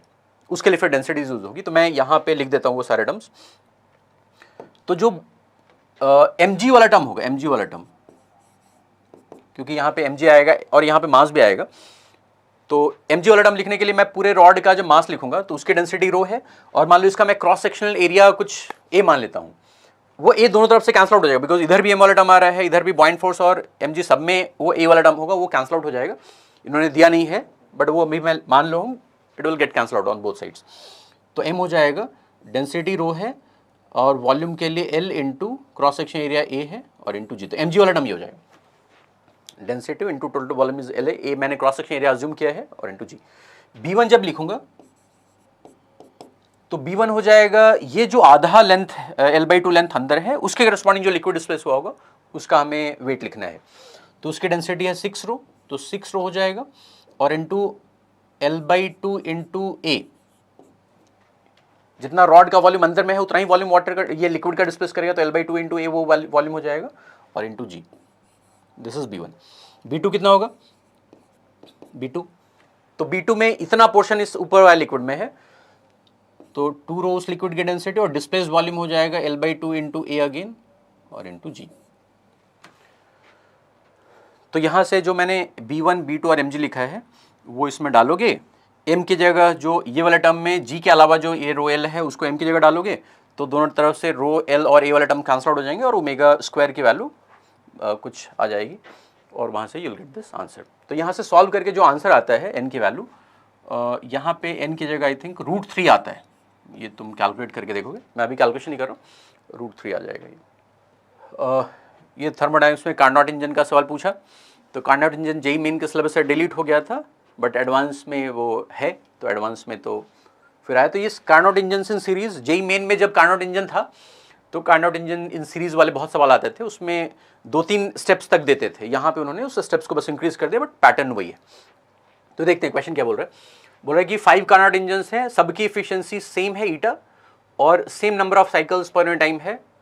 ऑपरेटिंग बिटवीन 6 हीट रिजर्वायर्स और अमाउंट ऑफ हीट रिजर्व पर cycle by one engine is completely absorb by the next engine, जो कि डायग्राम में भी दिख रखा है कि इस रिजर्वायर से Q0 मिला और इसने जो Q1 रिजेक्ट किया वो अगले रिजर्वायर से फिर अगले इंजन को दे दिया Q1, सेम Q1 अगले को दे दिया, इसने जो Q2 रिजेक्ट किया अगले रिजर्वायर को वो सेम Q2 आगे दे दिया और ऐसे ऐसे यूज करा। तो वही यहाँ पे लिख रखा था इन्होंने। तो फिर बोल रहा है कि Q0 इन्होंने लिखा है अमाउंट ऑफ हीट एब्जॉर्ब पर cycle by the first engine, इसको Q0 बोला है, और W is the total amount of work done by all the engines पर साइकिल। तो फिर हमें नेट एफिशिएंसी की वैल्यू दे रखा है। तो देखते हैं, तो इसमें अगर मैं रिलेशन निकालूं तो इस फर्स्ट स्टेप में रिलेशन क्या बन जाएगा कि जो W1 आता है वो Q0 माइनस Q1 से आता है। ओके,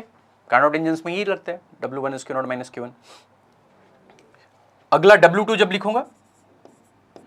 तो आ जाएगा W2 के लिए, इसके लिए Q1 is the input hit, Q2 is the output hit, तो Q1 माइनस Q2। सिमिलरली अगले स्टेप के लिखूंगा तो W3 वो हो जाएगा Q2 is the input minus Q3 is the output, W4 तो Q3 is the input minus Q4 is the output, W5 Q4 is the input minus Q5 is the output. तो total work निकालना है, तो इन सबको add करूंगा तो total work मिलेगा। तो इसमें देखोगे तो पैटर्न देख रहा है कि Q1 ये सब कैंसल आउट हो जाएगा और ये आ जाएगा Q0 माइनस Q5, ये आ जाएगा टोटल W। ओके, तो यहाँ पे टोटल W अपॉन Q0 चाहिए, तो टोटल W हमने Q0 तो दिख रहा है बट Q5 और दिख रहा है, तो Q5 को हटाना है। तो Q5 को हटाने के लिए अब मैं इफिशियंसी का यूज करूंगा। तो इधर पैटर्न क्या दिख रहा है कि फर्स्ट इंजन अगर देखें तो फर्स्ट इंजन की इफिशियंसी ईटा है,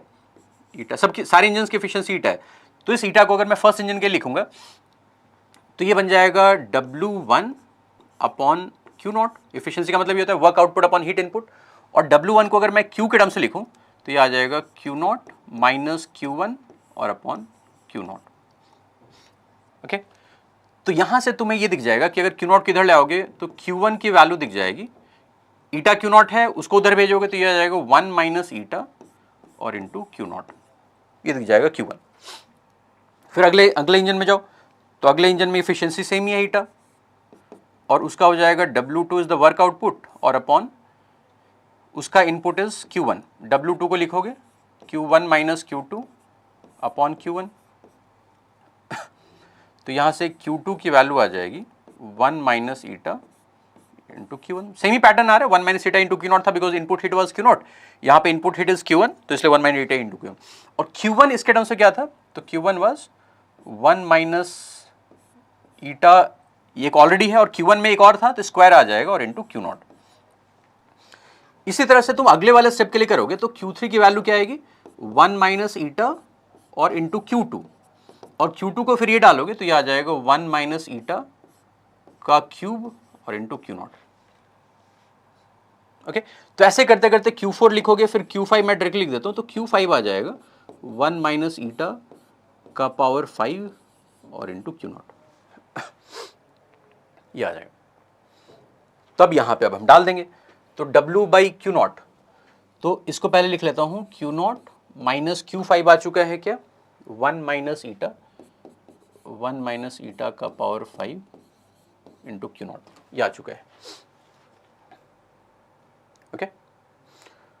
और W बाई Q0 इन्होंने दे रखा है, तो मैं Q0 वाला टर्म कॉमन लेके इधर ले आऊंगा, तो ये बन जाएगा 211 अपॉन 243, और ये बन जाएगा 1 माइनस ईटा का पावर 5। और इन्होंने वैल्यू अच्छा दे रखा है कि अगर तुम 1 माइनस ईटा के पावर 5 वाला टर्म इधर ले आओगे और इस वाले टर्म को उधर भेजोगे, तो 1 minus 211 by 243 will become 32 by 243, जो कि फिर 2/3 के पावर 5 हो जाएगा, तो 1 माइनस ईटा की वैल्यू 2/3 आ जाएगी, और वहाँ से अगर ईटा निकालोगे तो 1 माइनस ईटा आ चुका होगा 2/3, तो ईटा निकालोगे तो 1/3, तो यहाँ पे 1/3 को आंसर जो देना पड़ेगा वो 0.33, तो इसका आंसर न्यूमेरिकल का 0.33 था। वैसे डेसिमल में जब आता है तो वो जनरली एक रेंज देते हैं, तो वो रेंज ठीक ठाक देते हैं, बट यहाँ पे तो खैर रेंज 1/3 आ ही गया स्टैंडर्ड, तो 0.33 होगा, बट फिर भी वो शायद थोड़ा बहुत तो रेंज देंगे। नेक्स्ट ये क्वेश्चन, तो ये क्वेश्चन अगेन इसको मैं एक अच्छा क्वेश्चन बोलूँगा, बट डिफिकल्ट, बट इस तरह के भी सवाल जनरली जब हम अपने बैचेस में कराते हैं तो कहीं ना कहीं ये क्वेश्चंस में होता है। तो मैं इसको फ्रेश क्वेश्चन नहीं बोलूँगा, जिन बच्चों ने अच्छे से तैयारी की होगी उन्होंने इस तरह का क्वेश्चन कहीं देखा हुआ होगा, जिसमें जो इसमें मैनिपुलेशन करना पड़ता है वो वहाँ पे करेंगे। तो इसमें क्वेश्चन का सेटअप समझते हैं क्या है, तो क्वेश्चन का सेटअप ये है कि एक इंसुलेटेड कंटेनर है, उसमें एक कंडक्टिंग बट इमूवेबल पार्टीशन है, तो ये वाला पार्टीशन इमूवेबल है, तो इस कारण से ये होगा कि ये S1 के अंदर जो गैस है, चलो आगे पढ़ लेते हैं एक बार, और freely movable but thermally insulated piston P2, ये P2 ये वाला पार्टीशन फ्रीली मूवेबल है बट ये थर्मली इंसुलेटेड है, तो पार्टीशन P1 की थर्मल कंडक्टिविटी K है, ये सब दे रखा है, इस पार्टीशन के बारे में दे रखा है कुछ इन्फॉर्मेशन। अब बोल रहा है piston P moves freely such that gas in S2 is always at the atmospheric pressure, तो S2 का प्रेशर बोल रखा है कि हमेशा फिक्स्ड है, यानी S2 में जो गैस होगा इसका कैसा प्रोसेस हो रहा है, तो इसका एक आइसोबैरिक प्रोसेस हो रहा है, आइसोबैरिक। अच्छा, इसका कैसा प्रोसेस हो रहा होगा, तो ये पार्टीशन फिक्स्ड है तो इसका वॉल्यूम फिक्स्ड रहेगा, तो इसका जो प्रोसेस है दैट इज आइसोकोरिक। तो पहला स्टेप तो ये था कि इन दोनों गैसेस का प्रोसेस पहचानना था कि प्रोसेस क्या होगा। तो अब बोल रहा है कि शुरू में हमने S1 और S2 के बीच में एक temperature difference delta T0 create किया हुआ है, तो बोल रहा है कि ये टेम्परेचर डिफरेंस कितने टाइम के बाद डेल्टा T0/2 हो जाए वो हमें बताना है। तो टेम्परेचर बदल क्यों रहा होगा, तो इनिशियली मान लो अगर मैं T1 का इसका टेम्परेचर ज़्यादा मान रहा हूँ, लेट्स से इसका टेम्परेचर मैं T1 मान रहा हूँ और इसका टेम्परेचर T2 है और T1 ज़्यादा है, तो T1 ज़्यादा है और बीच में एक कंडक्टिंग पिस्टन है, तो इधर से इधर ये हीट फ्लो अलाउ करेगा, तो लेट्स से DQ हीट कुछ इसको गया, तो ये DQ हीट लूज करके इसका टेम्परेचर कम होगा, DQ हीट गेन करके इसका टेम्परेचर बढ़ेगा, इस कारण से दोनों के बीच का जो टेम्परेचर डिफरेंस है वो कम होता रहेगा। ओके, जिसका टेम्परेचर ज़्यादा था वो कम हो रहा है, जिसका टेम्परेचर कम था वो बढ़ रहा है, तो टेम्परेचर डिफरेंस कम होता रहेगा। तो हमें बताना कितने टाइम के बाद temperature difference initial temperature difference का हाफ हो जाएगा। ओके, टाइम इन्वॉल्व करना है, तो टाइम कैसे इन्वॉल्व होगा, तो ये जो भी हीट लूज कर रहा है ये कंडक्शन से लूज कर रहा है, तो मैं ये बोल सकता हूं कि जो dQ/dt है, dQ/dt ये इसके लिए मैं लगा रहा हूं, इसके लिए हीट कंडक्शन वाला फॉर्मूला लगा रहा हूं, तो कंडक्शन वाले में प्रेशर मैंने टेम्परेचर T1 और T2 माना हुआ है, तो ये आ जाएगा कि कंडक्टिविटी K दे रखा है, एरिया दे रखा है, विड्थ X दे रखा है, तो K into A into T1 minus T2 by X, ये हो जाएगा, dQ/d हो जाएगा। ओके, अब यहां पे लेकिन ये आएगा कि हमें इस dQ को लिखना पड़ेगा T1 माइनस T2 या उसके टर्म में कुछ लिखना पड़ेगा,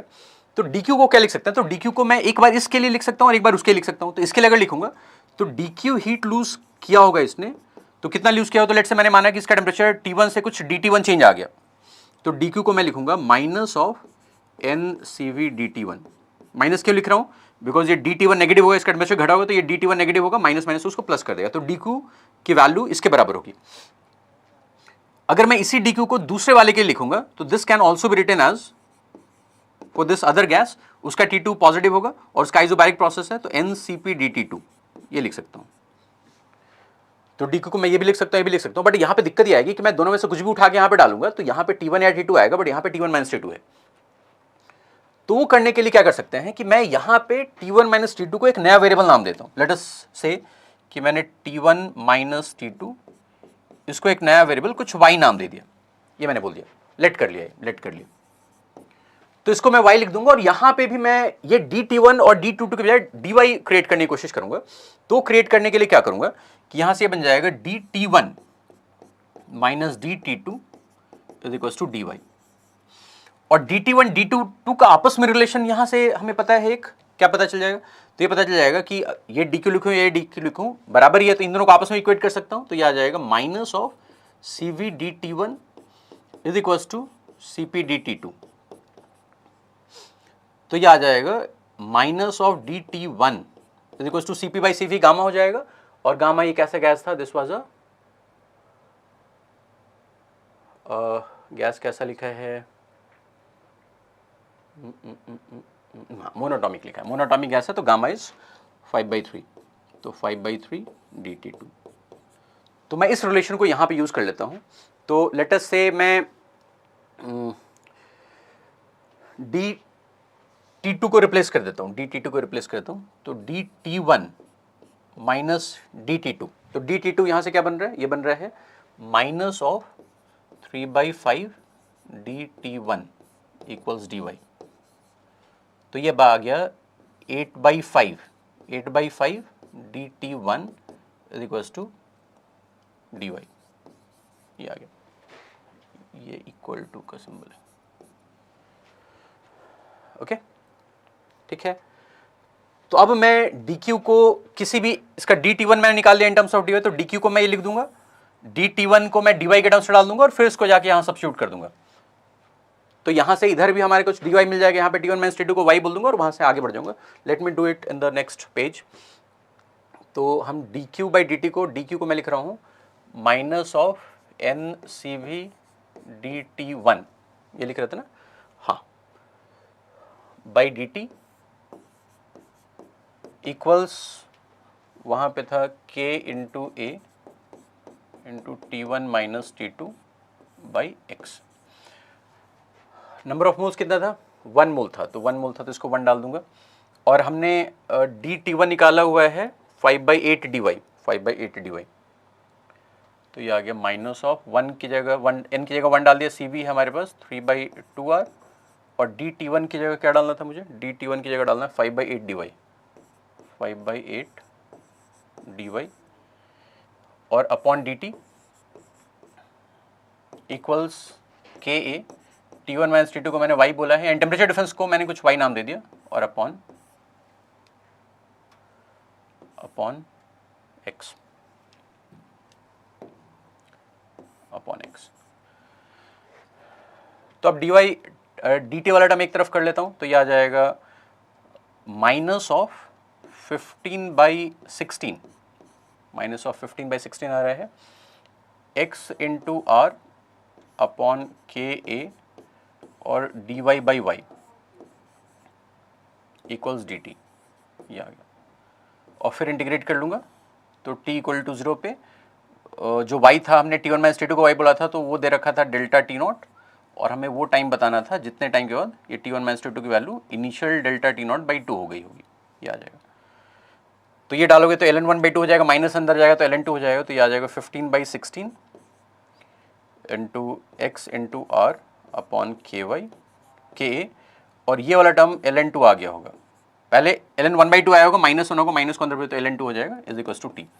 तो हमें यही टाइम बताना था, तो ये किस फॉर्म में पूछा था इन्होंने, nxr upon k, nxr upon k, तो n की वैल्यू क्या है, तो ये जो 15/16 और ln 2 इसको मिला के ये हमारा n है, और उसके लिए फिर n की वैल्यू इन्होंने 0.7 दे रखी है। तो वहाँ से करोगे तो इसकी वैल्यू कितनी आती है, लेट मी चेक। ln2 की वैल्यू 0.7 अगर डालोगे तो ये वैल्यू आई थिंक कुछ 0.65 कुछ आती है, 0.66, हाँ ये 0.66 आ जाएगी। This value is 0.66।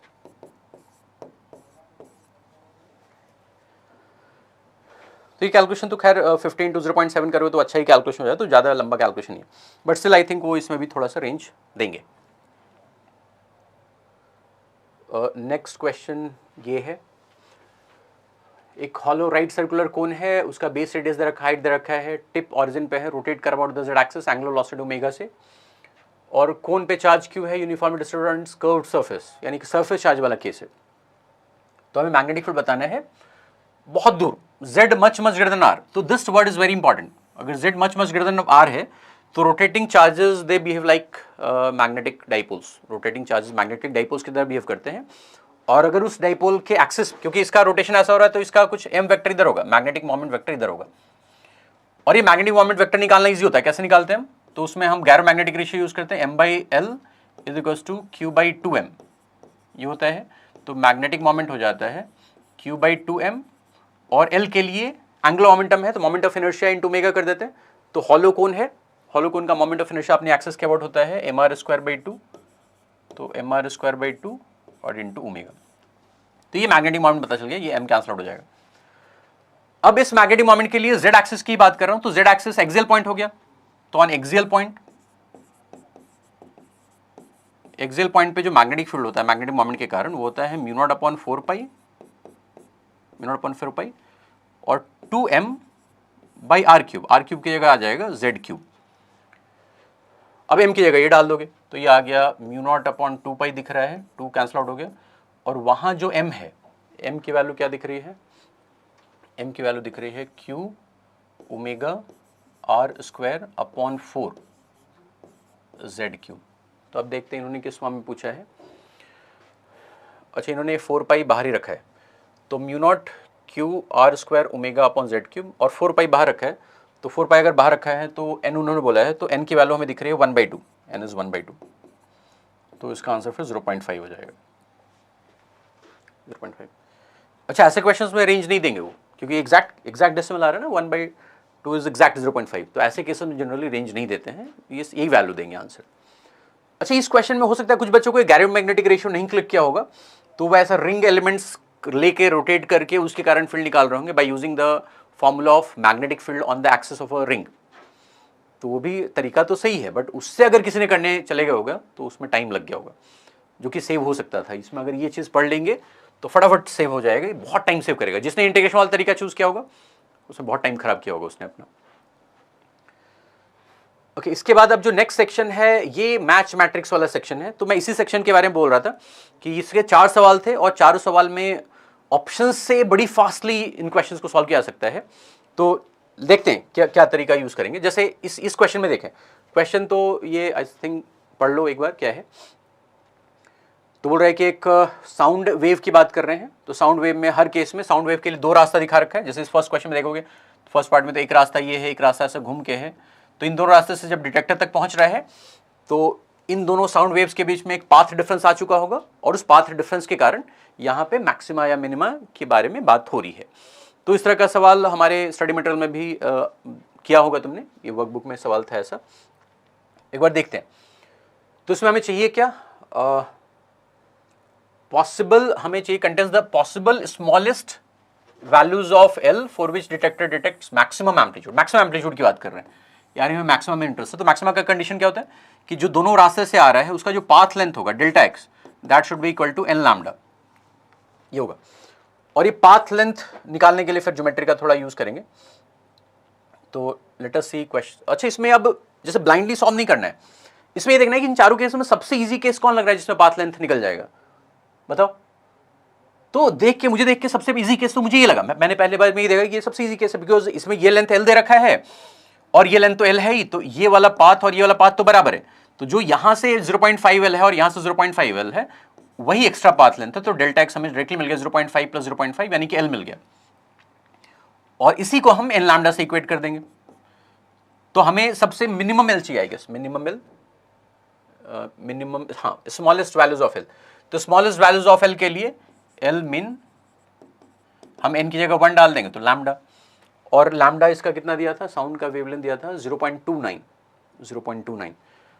तो इसका तो डायरेक्टली दिख गया कि 4 हो जाएगा। तो हमें दिख गया कि Q का 4 होगा 0.29। तो पहले Q का 4 देख लेते किसमें, तो Q का 4 एक यहां दिख रहा है Q का 4, और एक यहां दिख रहा है Q का 4। ओके, अब मैं देखूंगा कि इन दोनों ऑप्शंस में सबको सॉल्व नहीं करूंगा, देखूंगा P33 तो मैच ही कर रहा है तो सॉल्व करने की जरूरत नहीं है, S22 भी मैच कर रहा नहीं सॉल्व, तो ये R यहां पे अलग है, यहां पे R है 5 और यहां पे R है 1, तो मैं R को सॉल्व कर लूंगा तो हमारा काम हो जाएगा, बाकी सॉल्व करने की जरूरत ही नहीं। तो मैं डायरेक्टली R को सॉल्व करता हूं।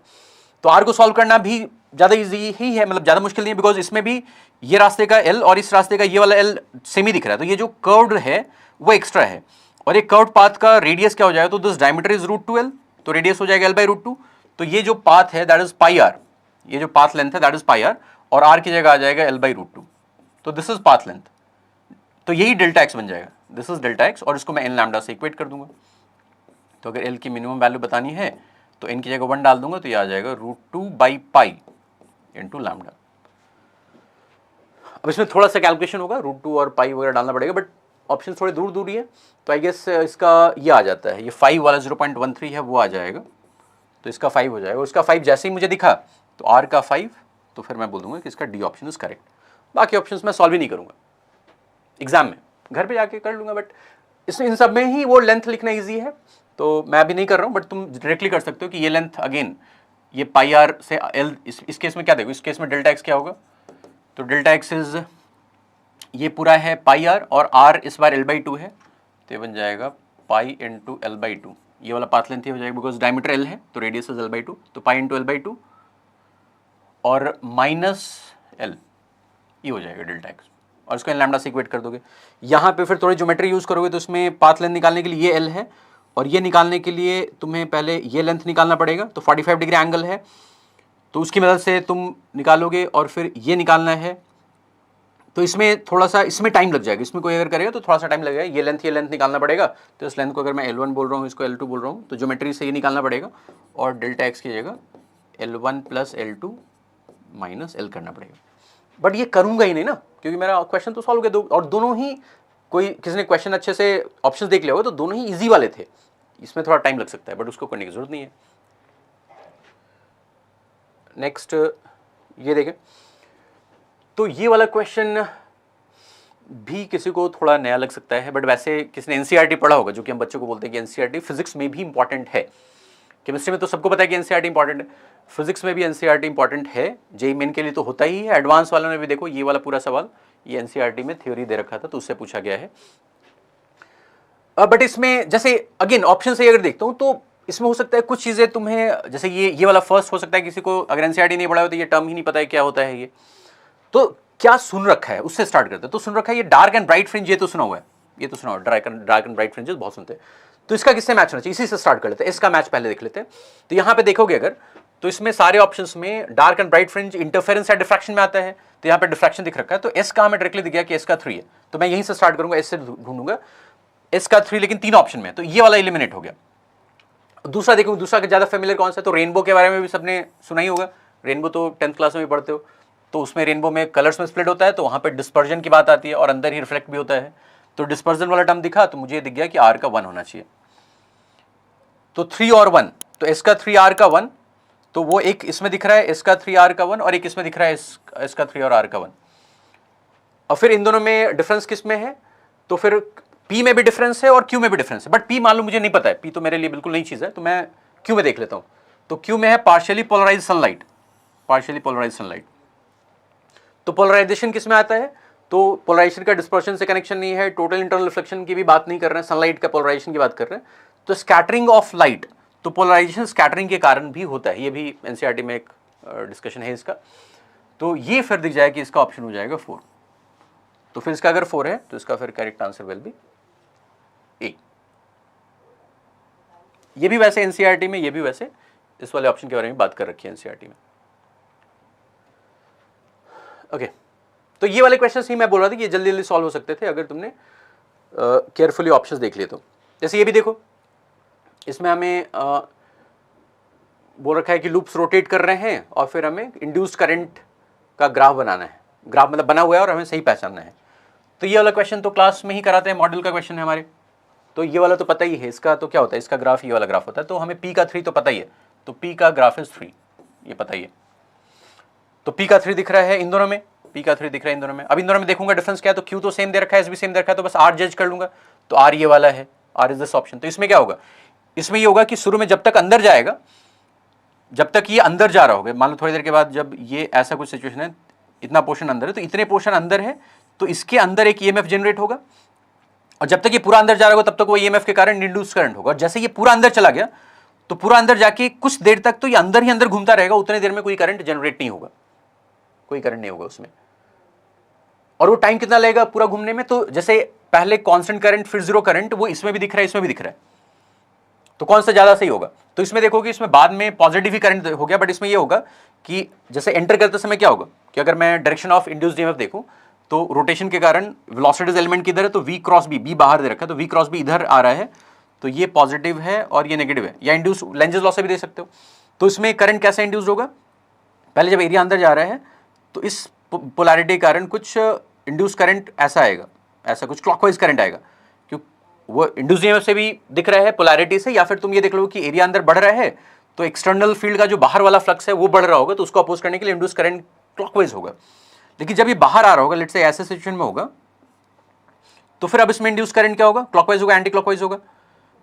तो अब ये बाहर जा रहा है तो बाहर वाली फील्ड लाइंस कम हो रहे होंगे, तो उसको सपोर्ट करने के लिए एंटी क्लॉकवाइज करंट हो जाएगा, एंटी क्लॉकवाइज करंट हो जाएगा। तो पहले क्लॉकवाइज करंट था, फिर एंटी क्लॉकवाइज करंट है, तो करंट डायरेक्शन भी उल्टा हुआ है, और साथ में टाइम भी 1/3 टाइम तक फील रहा होगा और फिर 2/3 टाइम तक जीरो रहा होगा आउट ऑफ t/2। तो इसका फिर 1 ऑप्शन इज अप्रोप्रिएट, तो 1 है। तो ये देखते ही मुझे पता चल गया कि इसका ऑप्शन इज सी। बाकी पार्ट सॉल्व करने की जरूरत नहीं, वैसे सॉल्व करोगे तो तुम्हें दिख जाएगा बाकी पार्ट्स में भी जो ग्राफ है वो सही ही बना रखें। बट अभी वही मैं बोल रहा था, ऐसे क्वेश्चंस को फास्टली एक एक दो दो ऑप्शन से ही हो जाएगा। नेक्स्ट फिर ये मोमेंट ऑफ इनर्शिया का एक बहुत ही बेसिक सवाल है, तो ये तो आई थिंक सबने कर ही लिया होगा, बस एक फॉर्मूला पता होना चाहिए। कौन सा फॉर्मूला, तो फॉर्मूला ये पता होना चाहिए कि कोई अगर एक एक्सिस है और इस एक्सिस के अबाउट कोई एक रॉड रोटेट कर रहा है, कोई एंगल बनाता हो, एक कोनिकल पेंडुलम के शेप में ऐसा रॉड रोटेट कर रहा है, तो इसका मोमेंट ऑफ इनर्शिया होता है ml²/3 sin square theta, sin square theta. अगर 90 डिग्री बनाता हुआ रोटेट करता है तब तो ml²/3 होता है, एंगल बनाता हुआ रोटेट कर रहा है कोनिकल पेंडुलम जैसा, तो ml²/3 sin स्क्वायर थीटा होता है। तो इसी पे करोगे तो सारे सवाल हो जाएंगे। तो इसमें भी वही करेंगे, सबसे इजी कौन सा दिख रहा है, तो सबसे इजी जिसमें दिख रहा है मुझे ये दिख रहा है कि इसमें डायरेक्टली 30 डिग्री एंगल दिख रहा है, तो इसी से सॉल्व कर लेता हूँ। तो एक रॉड के लिए अगर करूँगा तो ml²/3 sin स्क्वायर 30 डिग्री, तो साइन स्क्वायर 30 बन जाएगा, साइन 30 इज 1/2, साइन स्क्वायर 30 करूंगा तो 1/4 आ जाएगा, और दोनों रॉड का सेम ही एंगल बन रहा है तो इंटू 2 कर लूंगा। तो इसको पहले सॉल्व कर लूंगा। तो इससे क्या आ रहा है, इससे आ रहा है 1/6, तो 1/6 ml², तो इसका 2 आ गया, 1/6 ml², इसका 2 आ गया। फिर इसमें आता हूँ तो एस का 2 किस में दिख रहा है, तो एस का 2 एक इसमें है और एक इसमें है। अब इन दोनों में आर तो सेम ही था, तो या तो मैं पी और क्यू चेक कर लूँ, तो पी क्यू में ज़्यादा आसान कौन दिख रहा है, तो पी क्यू में ये पी वाला आसान दिख रहा है, बिकॉज यहाँ पे भी ये दोनों एंगल का 45 डिग्री है, तो यही वाला सॉल्व कर लेता हूँ। तो ml²/3 और साइन स्क्वायर 45 डिग्री, तो साइन 45 इज 1/√2, तो साइन स्क्वायर करूँगा तो 1/2 हो जाएगा, दो रॉड्स हैं तो इंटू 2 करूँगा तो ये कैंसल आउट हो जाएगा,